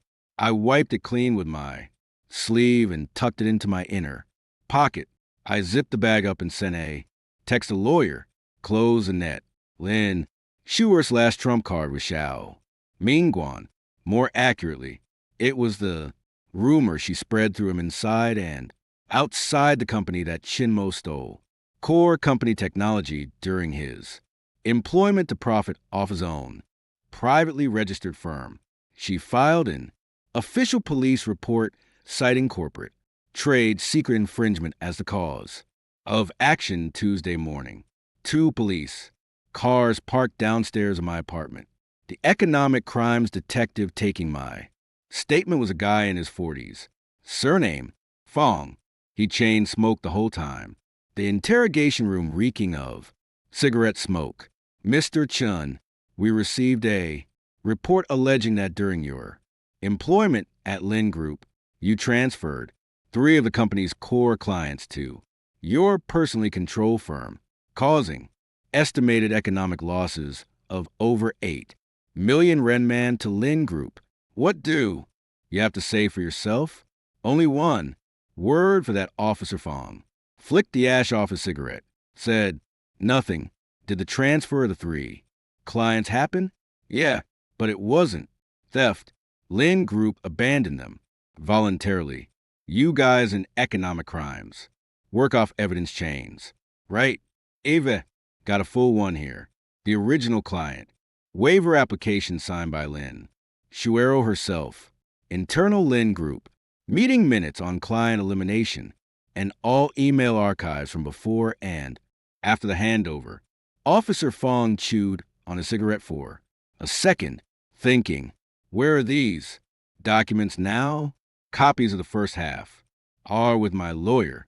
The originals were filed with the court along with our divorce lawsuit documents. You can pull them from the court records.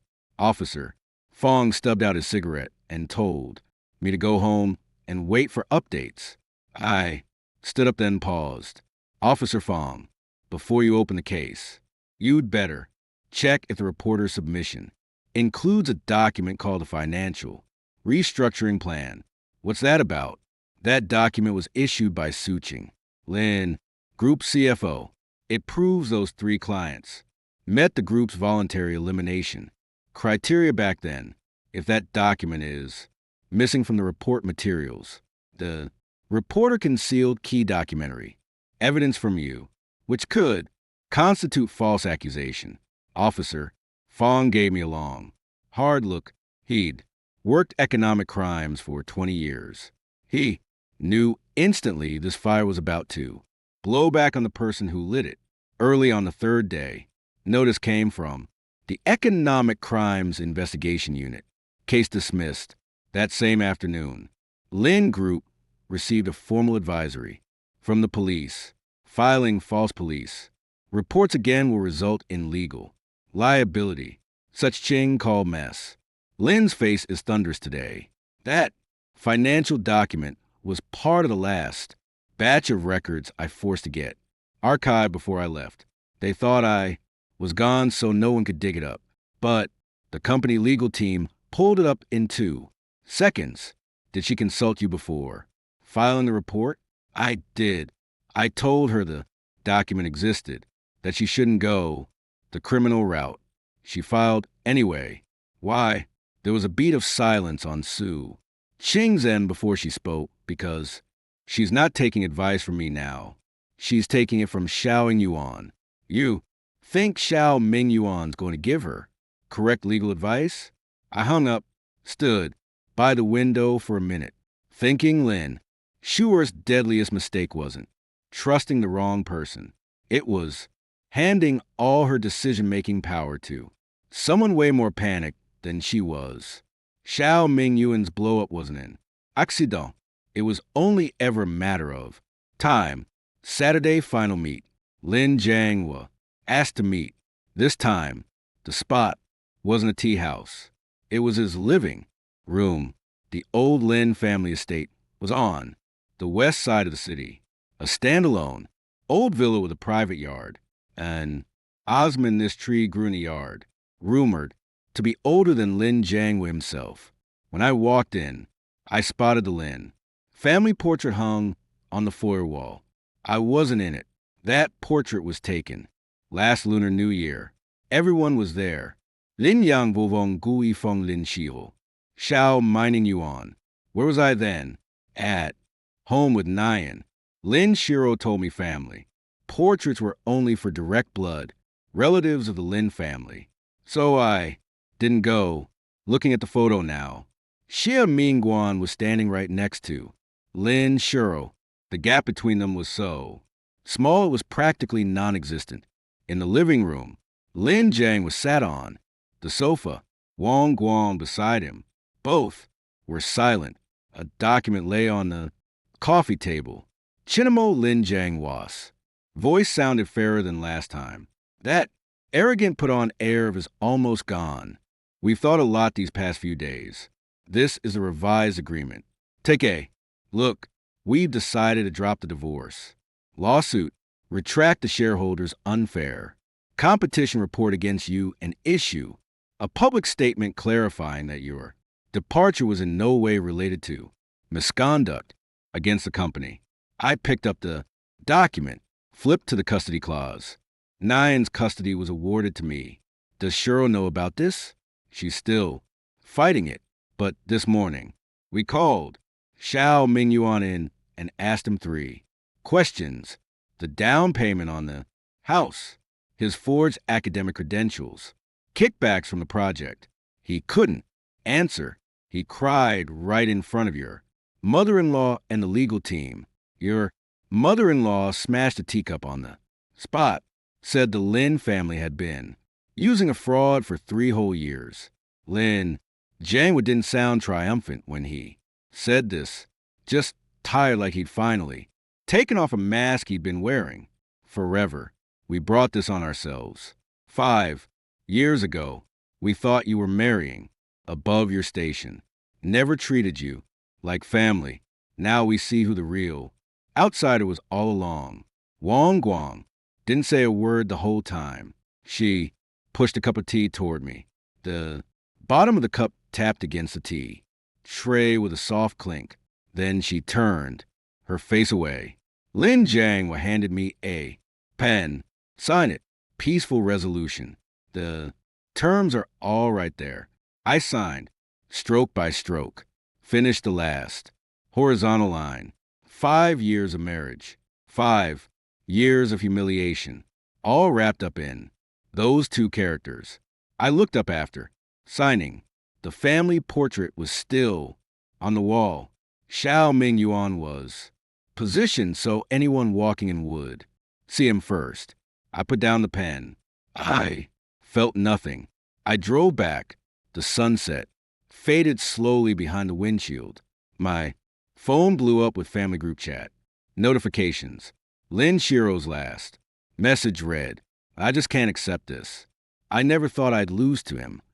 When Su Qing sent me the screenshot later, there were no replies under it. Probably everyone in the group just put down their phones silently after reading it. Had no idea what to say. Nin Yen stuff was dropped off at my apartment ahead of schedule. The temporary week-on-week rotating living arrangement is over. She's got her own dedicated bookshelf and desk in the bedroom. I unlocked the door and walked in. Nin Yen was lying, sprawled on the carpet drawing. This time it wasn't rabbits. It was 3 figures with scrolled words next to them. Dad Nyan. I stared at the 3rd name for ages before I recognized it. Suching. Why'd you draw Annie Sue? She took me for ice cream last time. Said I can call her Suja instead. Nyan looked up. She says, girl, stay young. Forever. I set the drawing back down on the carpet and ruffled her hair once she fell asleep that night. I sat in the living room going through the last stack of legal documents pending filing. The document on my laptop screen flickered a few times, showing a court status. Update. The divorce case was closed. The custody ruling had officially taken effect. Outside the window, the city's sea of light stretched all the way to the edge of my view. Everything from the past was locked away behind the court's final verdict page. Suching sent a text. 4 short characters. All wrapped up. I texted back. Net closed. 1 month. Later, Lin Shuero's resignation. Announcement was posted on Lin Group's official website. The wording was, polished to a fault, resigned from the position of CEO for personal reasons. But everyone in the industry knew the real tea, academic fraud, project, kickback scandals, plus that fake police report she filed that got her held liable after the Economic Crimes Unit refused to open a case if the board kept covering for her. The stock price would have crashed completely. Xiao Mingguan left even earlier than her. No one stated the reason for his departure publicly, but Su Qing showed me the internal company notice email. It read, labor contract terminated for severe violation of company rules and regulations. Su Qing said the HR rep who sent that email was shaking the whole time, not out of nerves, but excitement. She was one of the many people Xiao Mingguan had stolen credit from back in the day.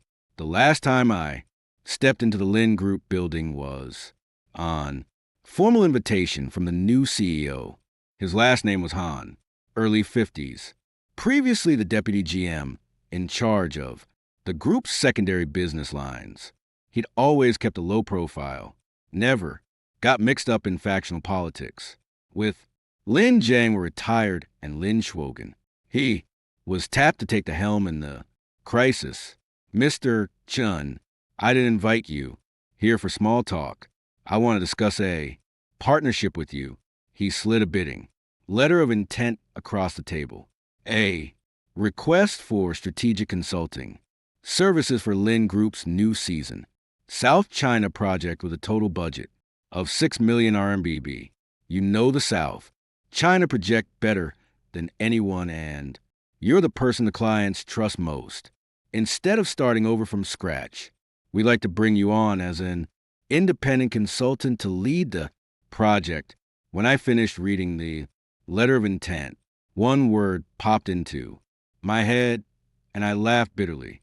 Ironic, 5 years ago, I'd sat in this exact same building writing proposals for this exact same project with someone else's name on the deliverables, getting paid a fraction of what they made. 5 years later, they're inviting me back, treating me with VIP protocol. Partnership works, but on one condition. I assembled the project team. Lin Group has no right to interfere. Mr. Han thought for a second. As long as it's compliant. Sure, after we won the bid, I brought my company's core team on site. At Lin Group, Su Qing, whom I'd nominated, took the financial audit position, going through Lin Group's old accounts, page by page. Halfway through the check, she suddenly burst out, laughing. The Lin Group liaison across from her asked what was wrong. Su Qing said it was nothing, just that she remembered working in this building before, sitting in the exact same chair, using the exact same system. The system, still the same now, some of the old data, and it still hasn't been corrected. Everything looked familiar, but all the people had changed. Even that patho brought it back to life. It's sitting on the windowsill of my new office now. First week on site. Su Qing dug up all the remaining kickback accounts from Xiao and Yuan's tenure between recovered funds and penalties. She got back over 18 million RMB for Lin Group. I promoted Shirao Jiang from project assistant to project manager. Let him send meeting minutes to clients under his own name for the first time. The second week was Nine's birthday. I took half a day off, brought her to the amusement park and asked Su Qing to come along. Nine wanted to ride the carousel. She went round and round while Su Qing and I stood outside the fence, watching. Su Qing asked suddenly, do you still hate Lin Shiro now? I kept my eyes fixed on the carousel. No, but I never want to see her again. Ever. That night, I got a message from Lin Shiro. She changed her number after I quit the job. So she sent it via former colleague's phone. It was a photo, a surveillance screenshot of her yanking my cuff the day we got divorced. Under the photo, she wrote, Chimo, the worst mistake I ever made wasn't falling for other people's tricks. It was being somewhere else taking care of some worthless loser. 5 years ago, when you were waiting for me at the wedding, a woman's biggest failure is giving her dignity to the wrong person. Now I get it. The krillest thing of all is that you don't even hate me anymore. I stared at the message. No reply. I deleted the chat, turned off my phone, and set it aside. Settling scores isn't about making the other person owe you. It's about cutting all debts. Period. That afternoon, Nine and I stayed at the amusement park till closing. She sat on my shoulders, pointed at the Ferris wheel in the distance, and said, Daddy, let's come at night next time. It must be so pretty. When all the lights are on, I said, okay. What I thought was, yeah, next time, me, you, and Su Ching, all three of us, people from the past don't get to show up anymore. 1 year later, the company moved into a new office building, not huge, 2 floors with a rooftop terrace. Nine helped me plant a row of strawberries on the terrace. Said they were for Aunt Suing's birthday. Suching and I haven't gotten our marriage license yet, but she stays here half the week now. Nine calls her Suzu now. 1 word shorter than the old Aunt Sue. Way more affectionate. That name change took 3 whole months, and we owe it all to the ice cream, diplomacy, and bedtime story blitz we pulled off. Lawyer Zhao got wasted at the anniversary party, slung an arm around my shoulder, and said, Chun, listen up. Your case is required study material at our firm. Now, we teach people how to get back everything that's theirs, even without prenuptial property, and send the other party straight to career. End of the line. While you're at it, he raised a toast to me, said, Congratulations, President Chun. I took a sip, corrected him, not President Chun. Then what should I call you? Just Chun Ma. That president title reeks of the Lin Group building. I don't want anything to do with that label anymore. Weekend, Lin. Shiro sent a message through a middleman, said she wanted to see 90. I didn't stop her. I consulted a child psychologist first, then set up a 4-hour visitation window every Sunday. When the first visit ended, then in the Shiro Laokitnin to my apartment building, she didn't come upstairs, just stood by the car door for a minute. Nine told me when she got back. Mommy said she's sorry too. Daddy, I asked if she had anything she wanted to tell me. Ninian said no. She just wiped Mommy's tears when she cried. Told her not to cry because crying makes you less pretty. Something twinged in my chest, but I didn't press her. The crack from 5 years ago doesn't need patching up. We just need to respect each other's boundaries now. That's all. 6 more months passed. The new CEO of Lin Group showed up at my door the day my non-compete agreement expired, carrying a fruit basket and a proposal for channel split cooperation in the South China market. He said the company didn't have a competent project director right now. Asked if I'd be willing to take a long-term consultant role. I said, okay, one condition. All project materials are credited to the team, not my personal name. He looked surprised. That's honor you've earned. My daughter's elementary school teacher assigned an essay last week. Topic is the person I admire most. She wrote about her mom, not Lin Shuer. Suing, she wrote that Suzu is tired from work every day, but still comes home to help her with math problems. She still has work to finish. So she sneaks looks at reports while sitting with her. Thinks 90 doesn't notice. CEO Han stared at me, confused. The last line Inyen wrote was that I look up to Aunt Suzu even if she's not a CEO. See that? All the fame adults crave means Jack. To a kid, I didn't go through all this hell just to get called president. Chun, now I just want a life where I get to choose. CEO Han was quiet for a beat. Fine, well, do it your way. That night after dinner, Inyen was sprawled on the carpet drawing. I sat next to her, going through emails with a new company. Sachin came out of the kitchen with a plate of cut mango, wiping her hands on her apron as she leaned into peek at my screen. CEO Han's actually acting in good faith for once. What do you think? Way more reliable than your ex-wife. Duh. But the main call here isn't about him. It's about you. She popped the last slice of mango in her mouth, licked her fingers, and said, this time last year, you had nothing but walls up in your eyes. You're so much looser now. You know that back then, you'd eat with your shoulders tensed up. So tight, even grabbing a bite of food. Looked like you were mapping out a project timeline. I thought about it. Yeah, that tracks. Ningyen looked up from her drawing, holding her latest piece up for us to see. There were 3 people on it, 2 adults, 1 kid standing in front of a house with a patio. A wobbly line of words was scrolled next to them. My new home. Sachin glanced at it, and her eyes stung. She turned away, pretending to check her phone, but the screen was black. I picked Ninayan up and set her on my lap, staring at the drawing in her tiny hand at the lopsided house on the page.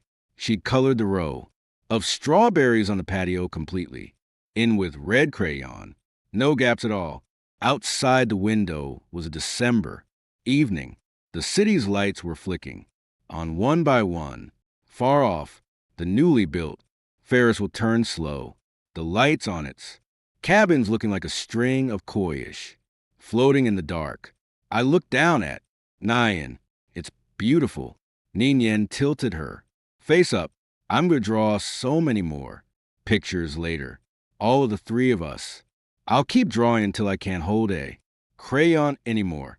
Suing turned back, eyes red as she smiled. Your dad's going to stick around to draw the very last one. With you, that line wasn't for 90. It was for me. The night sky outside was clear, no smog. You could make out a few stars. I held my daughter in my arms. Next to me sat the woman who would be my wife. Behind us was a new office building. Under our feet was a floor. All 3 of us had signed when we moved in a couple days prior. Inyen insisted on signing every room. Suing signed too, then handed me the pen. Next, in Yinyen's wobbly signature, I wrote my name. Chenamo. This time, I wasn't signing my name to a project report.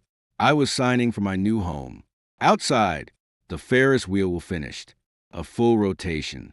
Pause for a second, then kept turning. Life's just like that. Wheel. Sometimes you hit rock bottom. Think this is all you'll ever get. But as long as you don't stop moving, it'll carry you up slow and steady.